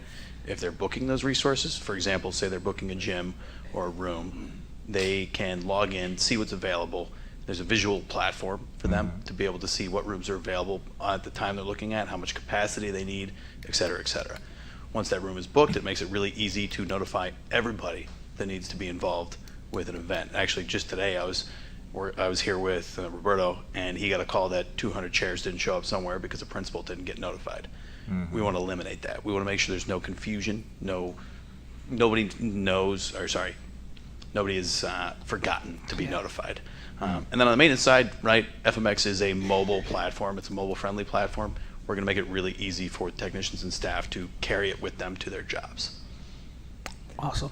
Ms. Wozniak. Is there a easy swap into all the information that's currently in School Dude would automatically swap into this FMX easily? Yes, ma'am. We've helped over 300 districts switch from School Dude to FMX. And we have archived data formats for historical data, as well as we can pull that data in directly into the system. Awesome. And when would this be implemented? Target would be to begin implementation in May so that we can have the system fully up and running prior to the end of the School Dude subscription in July. Awesome. Mr. Riddle had a question, and then I hear you. No, I'm fine with it. Oh, you now. good? Sorry. No, you answered my questions. Thank you. Appreciate Ms. it. Hannah? Yeah, I just, and so, and this is kind of a Mr. Moulton question. Why now would you change it from School Dude to FMX? And I mean, what was there? Were there issues with School Dude? Yes. It sucked. Let's let Mr. Moulton answer. Come on. Well, I might use some different words, Ms. Hannah, but we have experienced challenges, and we've heard it here from a facility rental standpoint. We also have challenges with customer service of School Dude. As we've transitioned in our needs, because if you all recall, we started with maintenance requests, then preventive maintenance, then asset inventory, then custodial supplies, and then facility rentals, which ultimately prompted the School Dude specialist position. So we do not believe that Brightly, that's a company that purchased School Dude some time ago, has transitioned with the needs of its clients, particularly Waukegan School District. But I will ask Mr. Roberto Ochoa to answer with some specific information in response to your question. And well, also, has this been approved through the maintenance and operation union? Yeah, so thank you. We've had, a few meetings with our team, in order for us to, like, everybody has input into the new program. And a lot of us basically voiced the same concern about School Dude, right? We're currently using their legacy program, which is what they started off with. They have new updates, and we're paying a premium price for something that we don't have available to us. So from our standpoint, from the operational standpoint as well, for a lot of people, it's hard to use, right? It's hard to use. One of the things that FMX is bringing is for our technicians, our custodial staff, for them to be able to have it in their pocket as needed as well. So a lot of times we run into where work orders aren't being submitted because the program that we currently have is hard to use for our staff, even if we're providing the training. So how long is it going to take for the staff to learn effectively with FMX? So you know, with FMX, we're looking at 90 days, right, for all that training to be rolled out, and for everybody pretty much to be on the same page about how to utilize the program. Because the principals are going to be using it too. Yes. And so they're going to get the training as well? I'll jump in and answer that one. So yes, we provide comprehensive training for all end users of the program as part of that transition. And in particular, because you guys would be a part of our enterprise team, we also offer coaching on change management, helping make sure that transition goes smoothly. And it's a big process for us. And I know that we're paying for the subscription. Mm-hmm. Okay, what are the administrative costs? So on the fee schedule, right, and that should be included in the documentation. The first fee is there's a just over $18,000 one-time fee implementation that would be part of this year's costs. Then you would have the annual renewal of that just over $36,500. That is the only cost that is associated with not only ongoing training and support from our team. So you have a dedicated account manager that would meet quarterly with the operations team in order to make sure we're meeting up-to-date standards, also ongoing training and support, as well as updates to the program and ongoing license. I saw Ms. Wozniak's hand, and then unless we got audience questions, I'd like to move forward. Go ahead, Ms. Wozniak. As a different group, I sign into School Dude. Would my password and sign-in still be the same, or does that change? We typically recommend that we set up single sign-on through Active Directory with the IT team's help, which would allow you to log in with whatever email password you use for all your other school devices, but we could maintain those. But I'm not passwords. school. Then we could maintain that. We would just pull you over. Thank you. This is the funding source, Mr. Moten? Yeah, so currently the School Dude program is funded through Fund 20, Operations and Maintenance, so we would transition with this program, similar to how we're funding School Dude. Coming out of Operation and Maintenance. Yes. Yes, ma'am. Awesome. Thank you. Appreciate you coming this way. And again, I just wanted people to hear how does this make their life easier. But I appreciate that. Believe you answered the question. We got some discussion items, so I want to get to those. Now we have information items. So I'm going to go through 5. The Cook Star Lab purchase, that information is there. HR recruitment and travel authorization. I got questions. Just a about question, that, I do sir. too. Okay, if you guys want to put the questions out there, this one is, I guess, for possible action. There's no vote tonight, but the PowerPoint has been presented. So I'll go to Mr. Riddle, then Ms. Hannah. Okay, my question on that item was, at Triple I Conference, I attended a workshop that was presented by Rockford School District, and one of the things that impressed me greatly was how their HR department was running, some of the things they had been doing, and their recruitment strategy, which included bringing some of their new, young, aggressive teachers into the recruitment process. And they said what that did was their excitement brought new people into the school. They were able to present the school, their school system, and I just wondered if we are thinking about that. Instead of just sending HR people, are we going to possibly send a few of our younger teachers that are, that are able to recruit, maybe also recruit diverse. I see we're going to HBC schools as well. So that I just want to throw that out as something, and they could even talk to our HR department at Rockford. They were happy to share their experience and some of the things that they had done on recruiting people. They also had a system where not only did they recruit, but they coached those people right from the get-go when they said they were interested. They kept contact with those folks, and then they brought them into the system and coached them all along that very first year. They put master teachers attached to them, so the process was really, they sold the whole process of recruitment. So everybody was impressed with the job Rockford was doing in recruitment.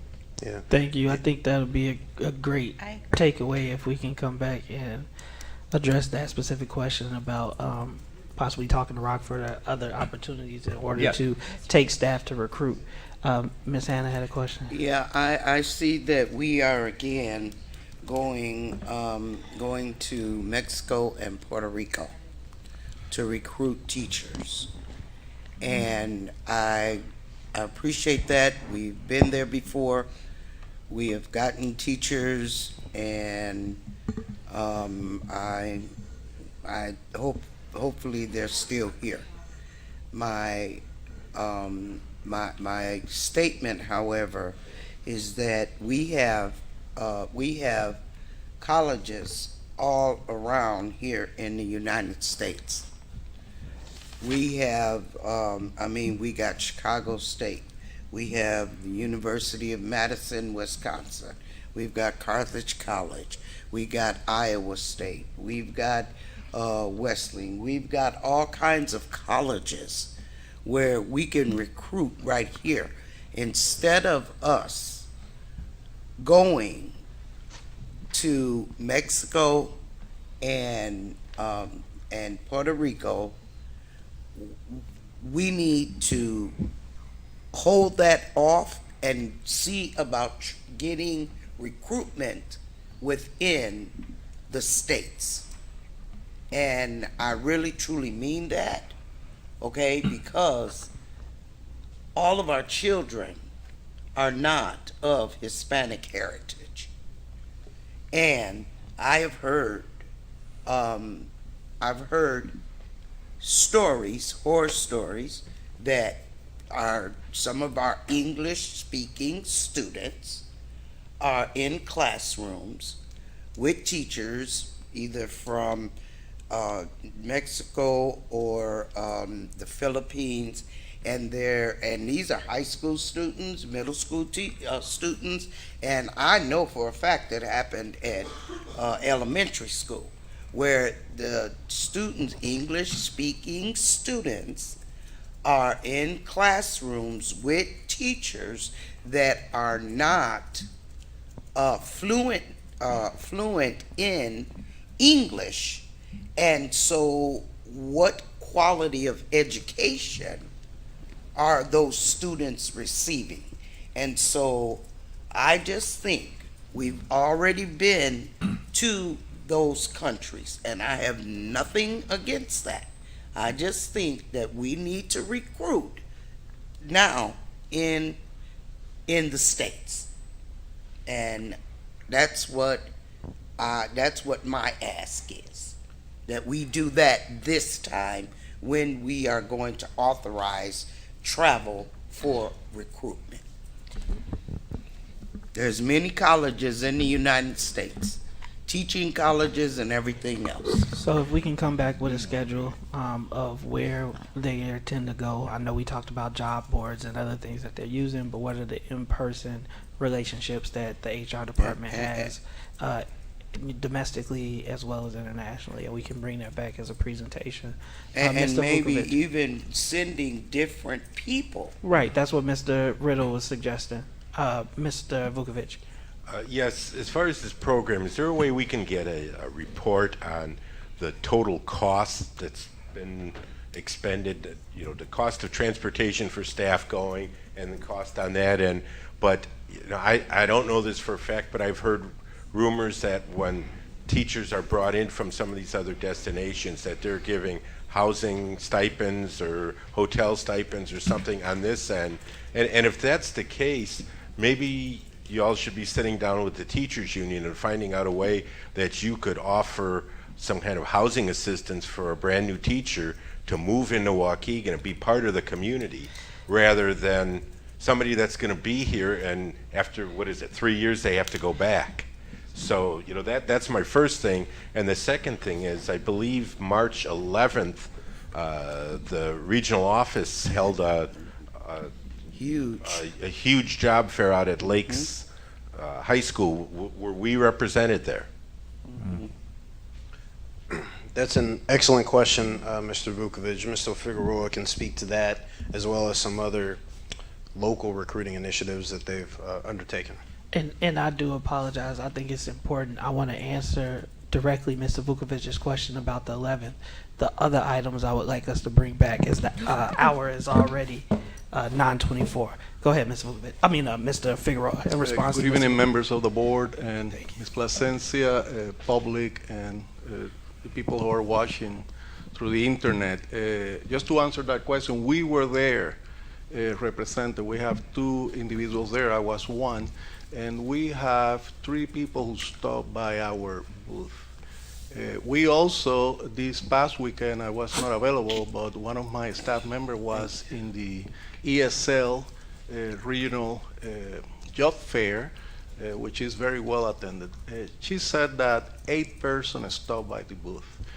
I will highly recommend to the board that they, if they don't have this information in front of them today, that they have to remember that we have right now around 115 individuals that we have been recruiting to this initiative.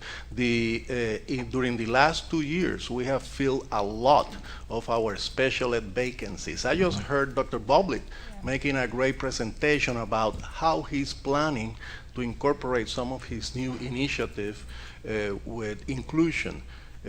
Waukegan Public School, in my opinion, respectfully, cannot afford not to participate and continue bringing teachers to serve the needs of our students. There are many initiatives that we can discuss. Some years ago, the board sent 1 individual, 1 administrator, and I think 2 principals to Atlanta.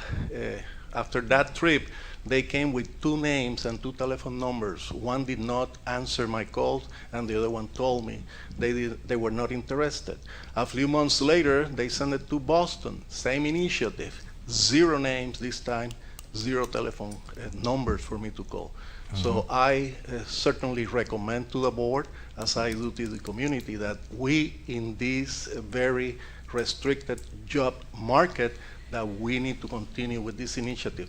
You think what 115 teachers, the impact that have in the education of our students. That's why we have this initiative in place, and I want to thank you because in the past you have supported this because every board member is aware that we have been bringing teachers. This is not just a vacation trip. There are some professional development trips that we don't see that impact. Here you have, and rather than asking me if we can, respectfully, if we can send other people, what I will say is, do you need a copy of the list of all the teachers that are presently in Waukegan Public School through this initiative providing services to our students? I think that should be the starting point in any discussion like this, because that is the correlation of how successful this initiative is. And I think 2 brief points, and then I do want to move the conversation forward due to time, is I think it's a both-and approach. I also know Mr. Vukovic, as a taxpayer and somebody who holds me accountable, I'm glad you mentioned it, is because that was something that I talked about 5 years ago, is when we were going to HBCUs, how am I recruiting somebody from Tennessee State to move to Waukegan for a hope and a dream, right? And so I think setting aside a budget, figuring out a stipend, and sending you somewhere with a little bit of an incentive in order to get those individuals here, I think there's a lot of opportunity. There are districts that have done it well. It was something that I recommended that I thought we could do it quite cost effectively, where you set $100,000 fund, that's your cap. You then allow individuals to get $3,000 relocation stipends, and then they, as long as they moved within the city of Waukegan boundaries, rental agreement would suffice, or and then after 5 years of employment, we would give $5,000 to help them actually purchase a home. And then we can also work with the city, because there are development zones within Waukegan in which we could do targeted neighborhoods. I think that it's an excellent opportunity in which I just talked to a lady, one of my coworkers from the island of Puerto Rico. She was a special education teacher. She made $22,000 a year and had absolutely no textbooks. So when we come in this highly skilled English language teacher who we offer an opportunity to come to the mainland at double the salary that they were making, that is a very large incentive. Whereas if we are now competing in the same pool that we are now talking about, and we're showing up to these domestic recruitment efforts empty-handed, Right. with a hope and a dream, is what I think I hear you saying, what I hear the community saying and the board saying, is let's explore those creative options. I know we had talked about it previously, so I'm not saying we eliminate international travel. That's not what I'm saying. I'm saying that we do a both and. Is we have a teacher vacancy, a teacher issue, and then my second point, very briefly, is that we also look at the training for those individuals. Is we want to make sure that as they transition to the U.S. that they are set up for success.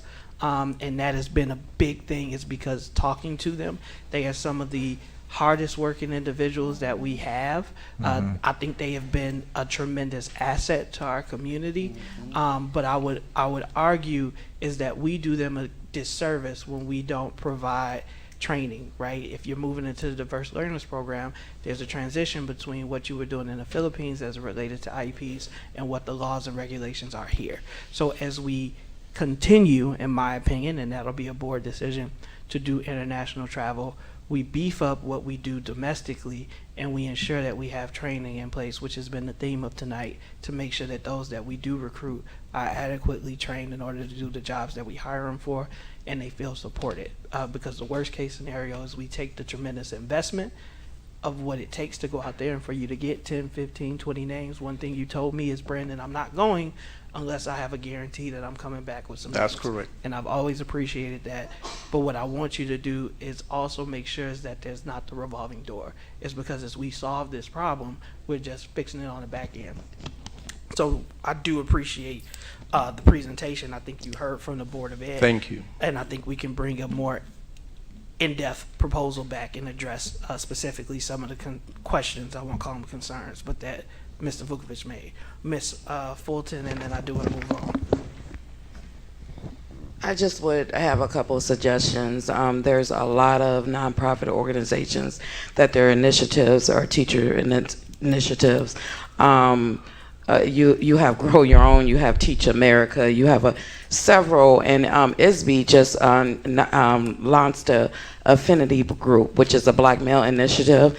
The head of that is Daniel Jackson out of Chicago Public Schools. He's not launched that with ISB, and they're recruiting teachers. I mean, we need to partner with these nonprofit. That Pritzker just signed a bill to put $160 million for these teachers initiatives to teachers. We're graduating Grow Your Own teachers at a high rate. They're looking for jobs, and nobody reaches out to even that organization that I'm a part of. So there's a lot more we can do, but you can also start looking at that affinity group out of ISB. Or a very clear one, we heard from Ms. Briscoe a couple weeks ago. I know we went out to Trinity together in order to establish a connection. The College of Lake County has talked about making a stronger connection. And then the final piece that I want to say, and I'm not doing this to throw anybody under the bus, I do want it to be an example, is I have a family member that is in GOIO and Grow Your Own. And when they reached out for placement, is the district did not return their call. And they had to place themselves at the school building. This is somebody who's committed to teaching in Waukegan, who, sent an email, the recruiter sent the email, and the feedback that they provided my own family member was that we have a difficult time placing teachers in Waukegan. And so unless they have a relationship with a principal that's willing to coordinate it, it falls through the cracks. So that is something that I would also get us to consider, is because we heard it from Ms. Briscoe, we hear examples of it from time to time here at the podium, and I had a family member that experienced personally. I didn't get involved. It worked itself out. They were able to get placed through the principal at that school, but it goes to show is that if that person did not do that, they would not be in this school. They had a placement for them in Round Lake. They had a placement for them lined up in Gurnee. They had a placement for them in North Chicago, but they wanted to work in Waukegan, and so they did what they needed to do in order to make it happen. But we're not going to retain those teachers if that's their first experience and introduction with Waukegan Public Schools. We do have in the website, not just in Waukegan Public School, but in many internet websites, including the Regional Office of Education, listed all of our vacancy, or the majority of our vacancy. I will be a little bit concerned if your relative did not apply for a position because It wasn't a job. It was a placement for student teaching, right? It's one of the ways that you But build a pipeline. I believe that at this time we have around 30. In the past, prior to COVID, we used to have around 60 placements for that in that area. So I can also provide you with a list of what we have currently in Waukegan Public School to do their internship and their practicum in Waukegan Public Schools. So if we have 30, what I'm saying is we could have had 31. And I want us to own that is because we're seeing it as a pain point. And what I'm saying is let's put some effort and energy around fixing that pain point, because it's not the first time that we've heard it. And if it continues to come up as an issue, let's address that issue. So I understand completely what we are doing in every place that we're advertising. What we are saying and what the board is saying very clearly is it's still not enough. Well, we have 30 successful stories of placement, so I will be more than happy to look at this one story that you bring in that is your relative, but he could not find an adequate way through our office to be placed. Go ahead. I know you want to move on, but I just wanted to mention one thing. First off, I do support what HR is doing with teacher recruitment, because at least my experience in talking to some of those teachers and talking to some of the children that have those kids, they were excited about it. And there is also the opportunity there for cross-culture to come about, which I think is exciting to kids when they have a teacher that's special that came from another country. You know, and that's cool. And then the other thing I wanted to ask is, have we applied for the Teacher Pipeline Grant Program that was recently signed by the governor, which gives $70 million for the next 3 years to under-resourced schools just like ours? Yes, sir. We're waiting just for the procedures to follow. Actually, I was interviewed by the Chicago Tribune in conjunction with North Chicago, and I think it's a fantastic program. It is. And that address your concerns, because I was in that same presentation that you were. You were just sitting on the front, I was in the back.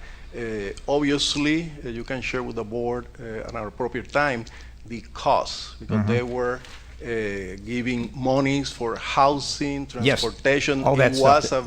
It was an expensive thing. Now, Ms. Fulton, I think she mentioned 160 districts. $1 million. It's only $70 million, and it is to be divided by 170 school districts that were identified already, and that is for a 2-year program. So if you do the math, maybe we might get $100,000 or maybe a little bit more, depending on how they count. If they do it by districts, or if they do it by student population, or if they do it by vacancy.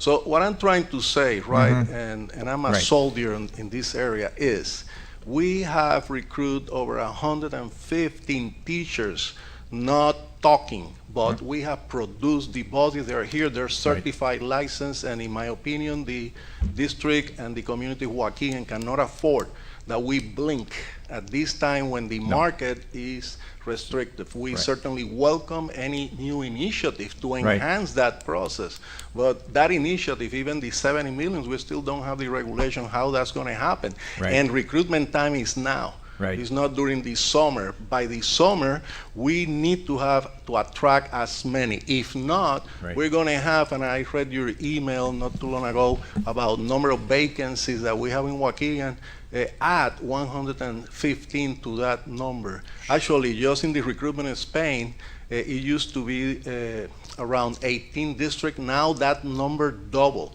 to over 30, 36, 38, and that is because international recruitment is one of the avenues that is going to alleviate some of the problems that we have on short-term, long-term remedies and solutions. Certainly we're looking for and we welcome them. Yeah, Mr. Figueroa, I don't think the board is saying that they don't want you to do that, right? It's not an either or, it's an and what more, right? And I think President Ewing is saying that you would even have support to create a program where you can attract them by offering incentives as rent and maybe 5 years helping them purchase a home. So that is that I want you to leave with that, right? And I think the third piece is that student teacher placement. Somewhere in your office, a person needs to be identified for that task, right? But that it's on our website, right? So that when people are reaching out, they're not just calling the the human resources line, right? That there's an actual point of contact and who's handling that, right? Absolutely, we agree with that. So that's the message. Thank you. Yes, ma'am. Right. Thank you. Well, thank you, everyone. All right. We got furniture proposals, ratification, drywall. That's going to be retroactive. So I do want to call that out. This for F and G, I'm super excited about. Through the what committee are we on? Capital Improvement Committee. We've been talking about making security enhancements, and so for many of you know. Our schools were built in eras in which the idea of mass shootings were not a everyday reality that schools had to be concerned about. As such, we have some school buildings that did not have secure entry. And correct me or correct me if I'm wrong, but this will provide secure entries at our remaining schools with the exception of one. That is correct. What are they going to do? This would be all the entries at every school remaining with the exception of Hyde Park. Wow. And what are you going to do? You're not going to remove that canopy at Carmen, are you? No, ma'am. And the attachments and the proposals are attached. I just wanted to call that out for the community. When we talk about prioritization, the group had, again, over $100 million worth of things that we could have spent money on. We primarily focused on, secure entries and vestibules. So those items are there. But they're leaving out, Mr. President, the funding source. We can make sure that before the district votes on it, the funding source will be listed. Are on the agenda items. Yes, so these aren't for action, but we can make sure that we put them on there moving forward. What we have as the other thing that I want to call out is item H, which is paving improvements at Clark, Cook, Hyde Park, Jack Benny, North, and Abbott.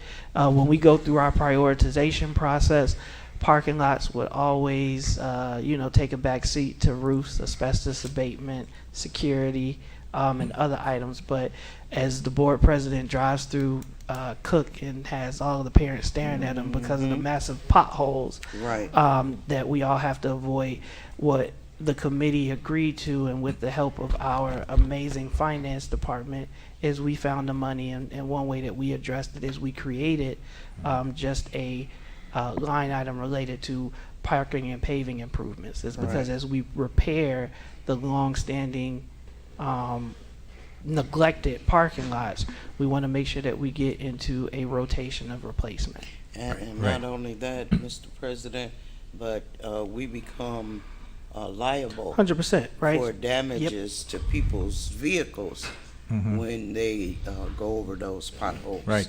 And Board President, can I just mention maybe to the community why Hyde Park was left out?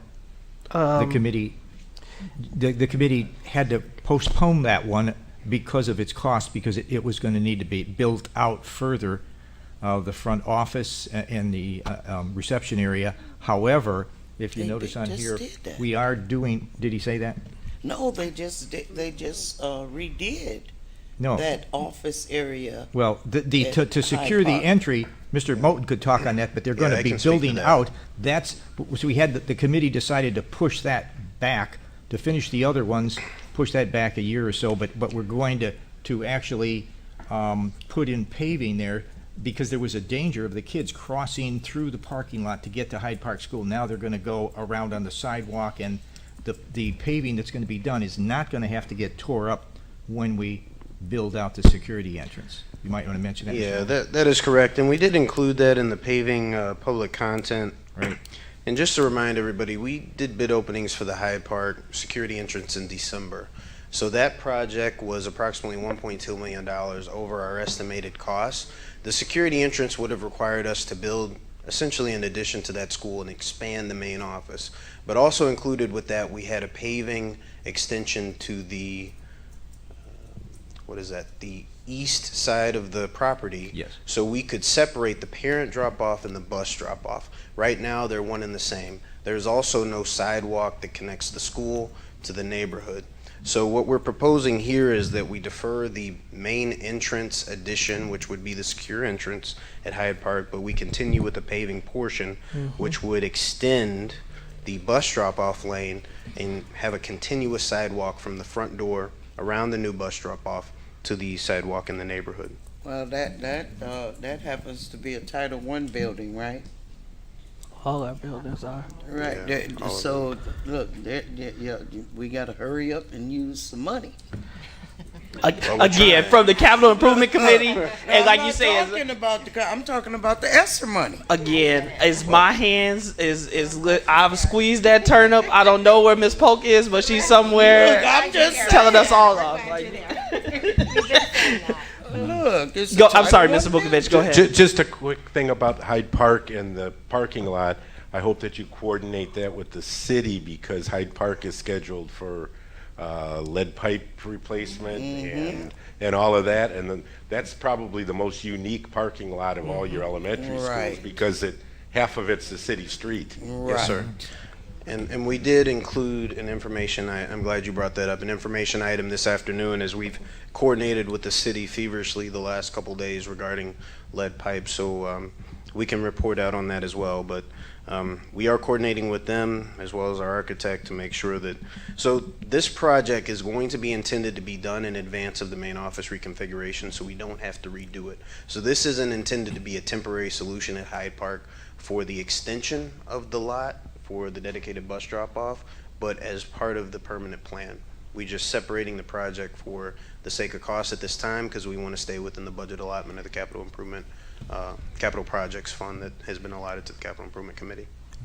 And the flip side to that, right, is, and I know we talked about it and I want to move forward, but it came in nearly as a double what we had budgeted for from the last time we got a proposal. So costs are rising, and things do take longer. Right. So we are trying to expedite the work. But in the words of Miss, and I'm not going to put words in Miss Polk's mouth, but, we done squeezed that turnip. And Brandon is squeezing some more than she was necessarily wanted to. But it is important, Ms. Hannah, because we, again, over $100 million in needed projects. With that, we have the Abbott Middle School emergency repair. Those items have been there. That's listed. Are there any questions from the community? What happened? What's the emergency? Just simply. Yeah, so this was the storm sewer that was feeding the school. It collapsed at the start of the school year. We want to pay this. We thought we brought this in September, but we could not locate the approval on board docs. And so the city doesn't have any liability for that?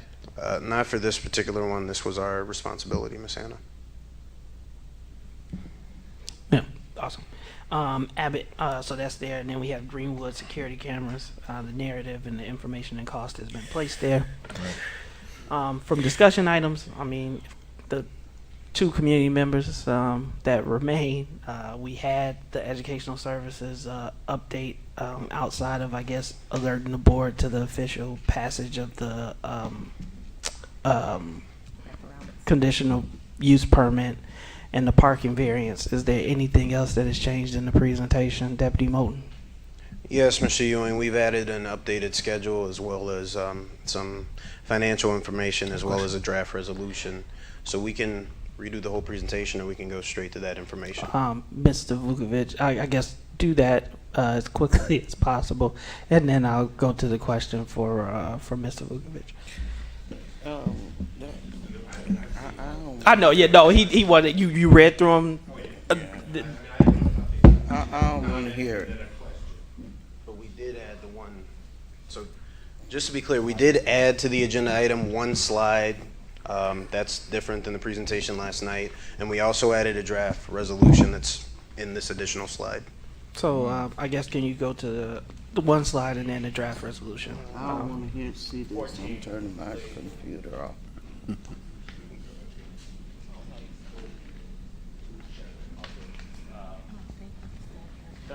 One right before. The one right before. Oh, we almost have it. Okay. Good evening, board members and colleagues, community members. So I think most of you have probably seen the rest of this presentation that was given yesterday at City Council. What we do want to talk about is some recent actions and some next steps pertaining to the property at 214 Washington Street. Most recently, yesterday evening, the City Council did approve the conditional use permit and parking variance that happened last night. And today, bid documents were released on the property.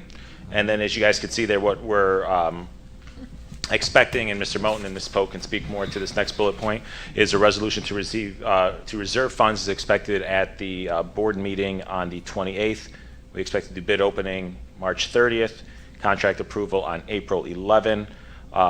And that same meeting, we're hoping to officially appoint our director at the Wraparound Services, for the Wraparound Service Center, and with construction starting hopefully as quickly afterward as that. And then we have 2 phases on the project that have been discussed. The first phase, which we hope to have in the early fall, is the lower level and the main level.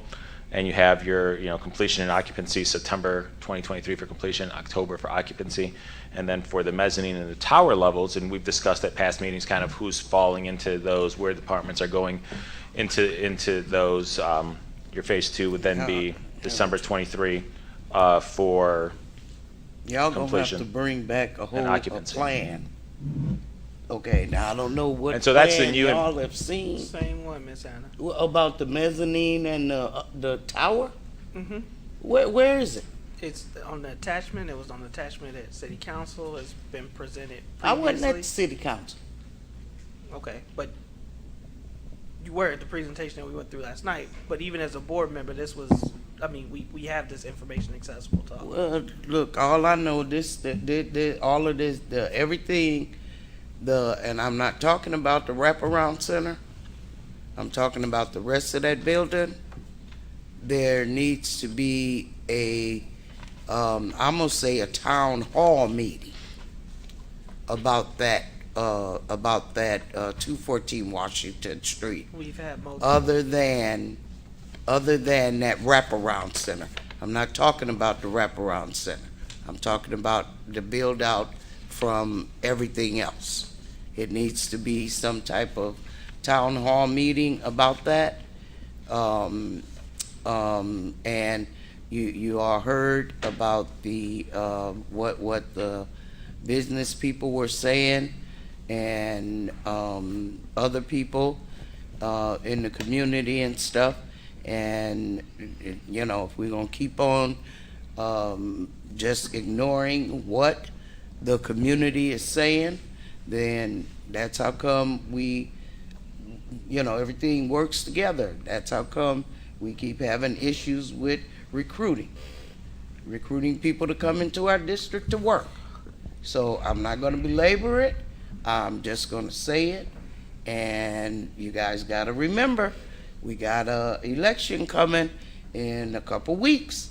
And so you guys don't know what's gonna happen. Right. So they are going from the plan that this board has considered and approved, now going back when a majority of this board voted, well, not even this board, previous board, when a majority of, this board. Yeah, No, this board, no, 'cause we previous didn't do board. that. 3.5 years ago. The previous board, so it was the last election cycle, right? And 3 out of, because Mr. Rodriguez was still on the board, yes. So 4 out of 3 board members voted for it. So that was the board's commitment to doing and moving forward with the building. We then have voted. Anything the board do now, the board that Yeah, the okay. new board come in, they can undo it. Don't want to continue to have that, but the administration is proceeding with the presentation that they have multiple times and based on the plan that was outlined to the board over a year ago.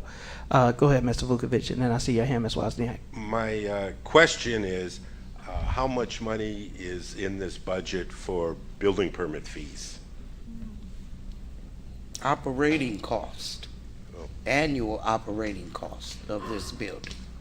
I mean, you will need a building permit from the city of Waukegan to do this. And that's something you don't deal with normally, because school buildings you don't. This is not a school building, so you'll just want to throw that to you. No. You don't have to give me the number, but as long as you're aware that you do need a building permit. Yes, sir. Appreciate that. We are aware of that. We're going to have some additional conversations with the city about everything that's included. The number that you see in front of you, $13 million, is encompassing of that as well. Now, obviously, this is a very aggressive schedule. A September completion with an October occupancy for phase 1.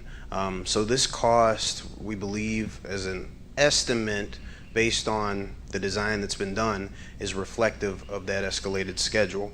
But as far as all the fees, permitting as well, that's incorporated in that number. And then my comment, I've been following city council meetings for 40 years. I was elected 3 times as an alderman. I sat through many zoning hearings, zoning changes, projects. I worked for 3 different mayors, right in the mayor's office, and dealt with the same kind of thing. And I got to tell you, you won last night. You got it. It was a split vote, 4-4, and the mayor voted for it. That's right. And she chastised you.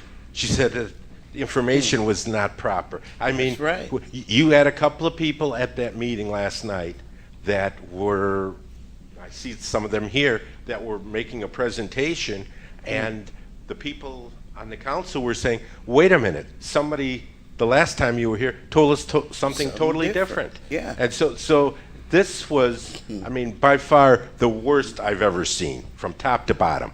I mean, I look around this room today, there were 3 times as many school district administrators there than are in this building right now. But it was not properly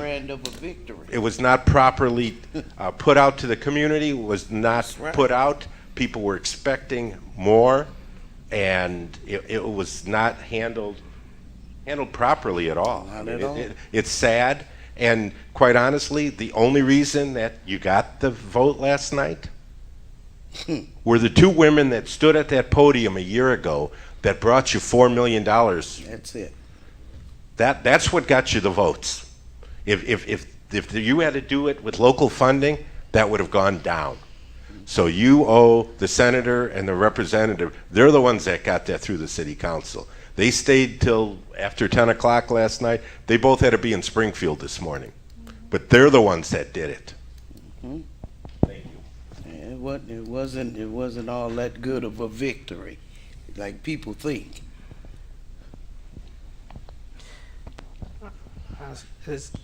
Go ahead, Ms. Wozniak. You're only allowing 9 days for the bid for the building out of this plan? That doesn't seem like enough time to get enough bids. Because you say bid documents went out on the 21st and they're due on the 30th. Yeah. So that is an appropriate amount of days. We've been talking about this plan a long time.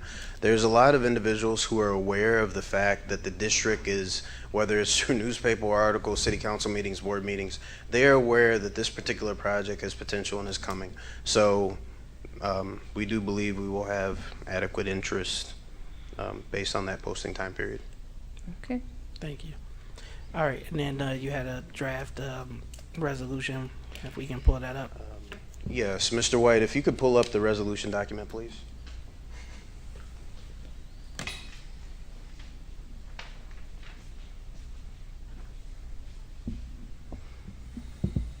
So this is our standard resolution document. We have identified the $13 million, which is the total project estimate. So this is also inclusive of the $3,250,000 through the foundation and the school district DCO construction funds. But we want to reserve the total amount of the project because it's a reimbursement grant. So we need to expend the funds. Right now, we haven't expended any construction funds, with the exception of some architect fees, but we need to expend the funds in order to seek them and be reimbursed. So we're requesting that we do a resolution to reserve all the funds dedicated to this initiative. And you know what? Let me just say this, Mr. Moulton, again, and I'm speaking my piece, and I don't care who don't like it. It was done, this project was done wrong. And I'm going to add the wraparound center too. They talked a lot about a needs assessment that's going to be done. The needs assessment should have been done before. I bet you Joliet didn't do that. Peoria, Joliet, whoever.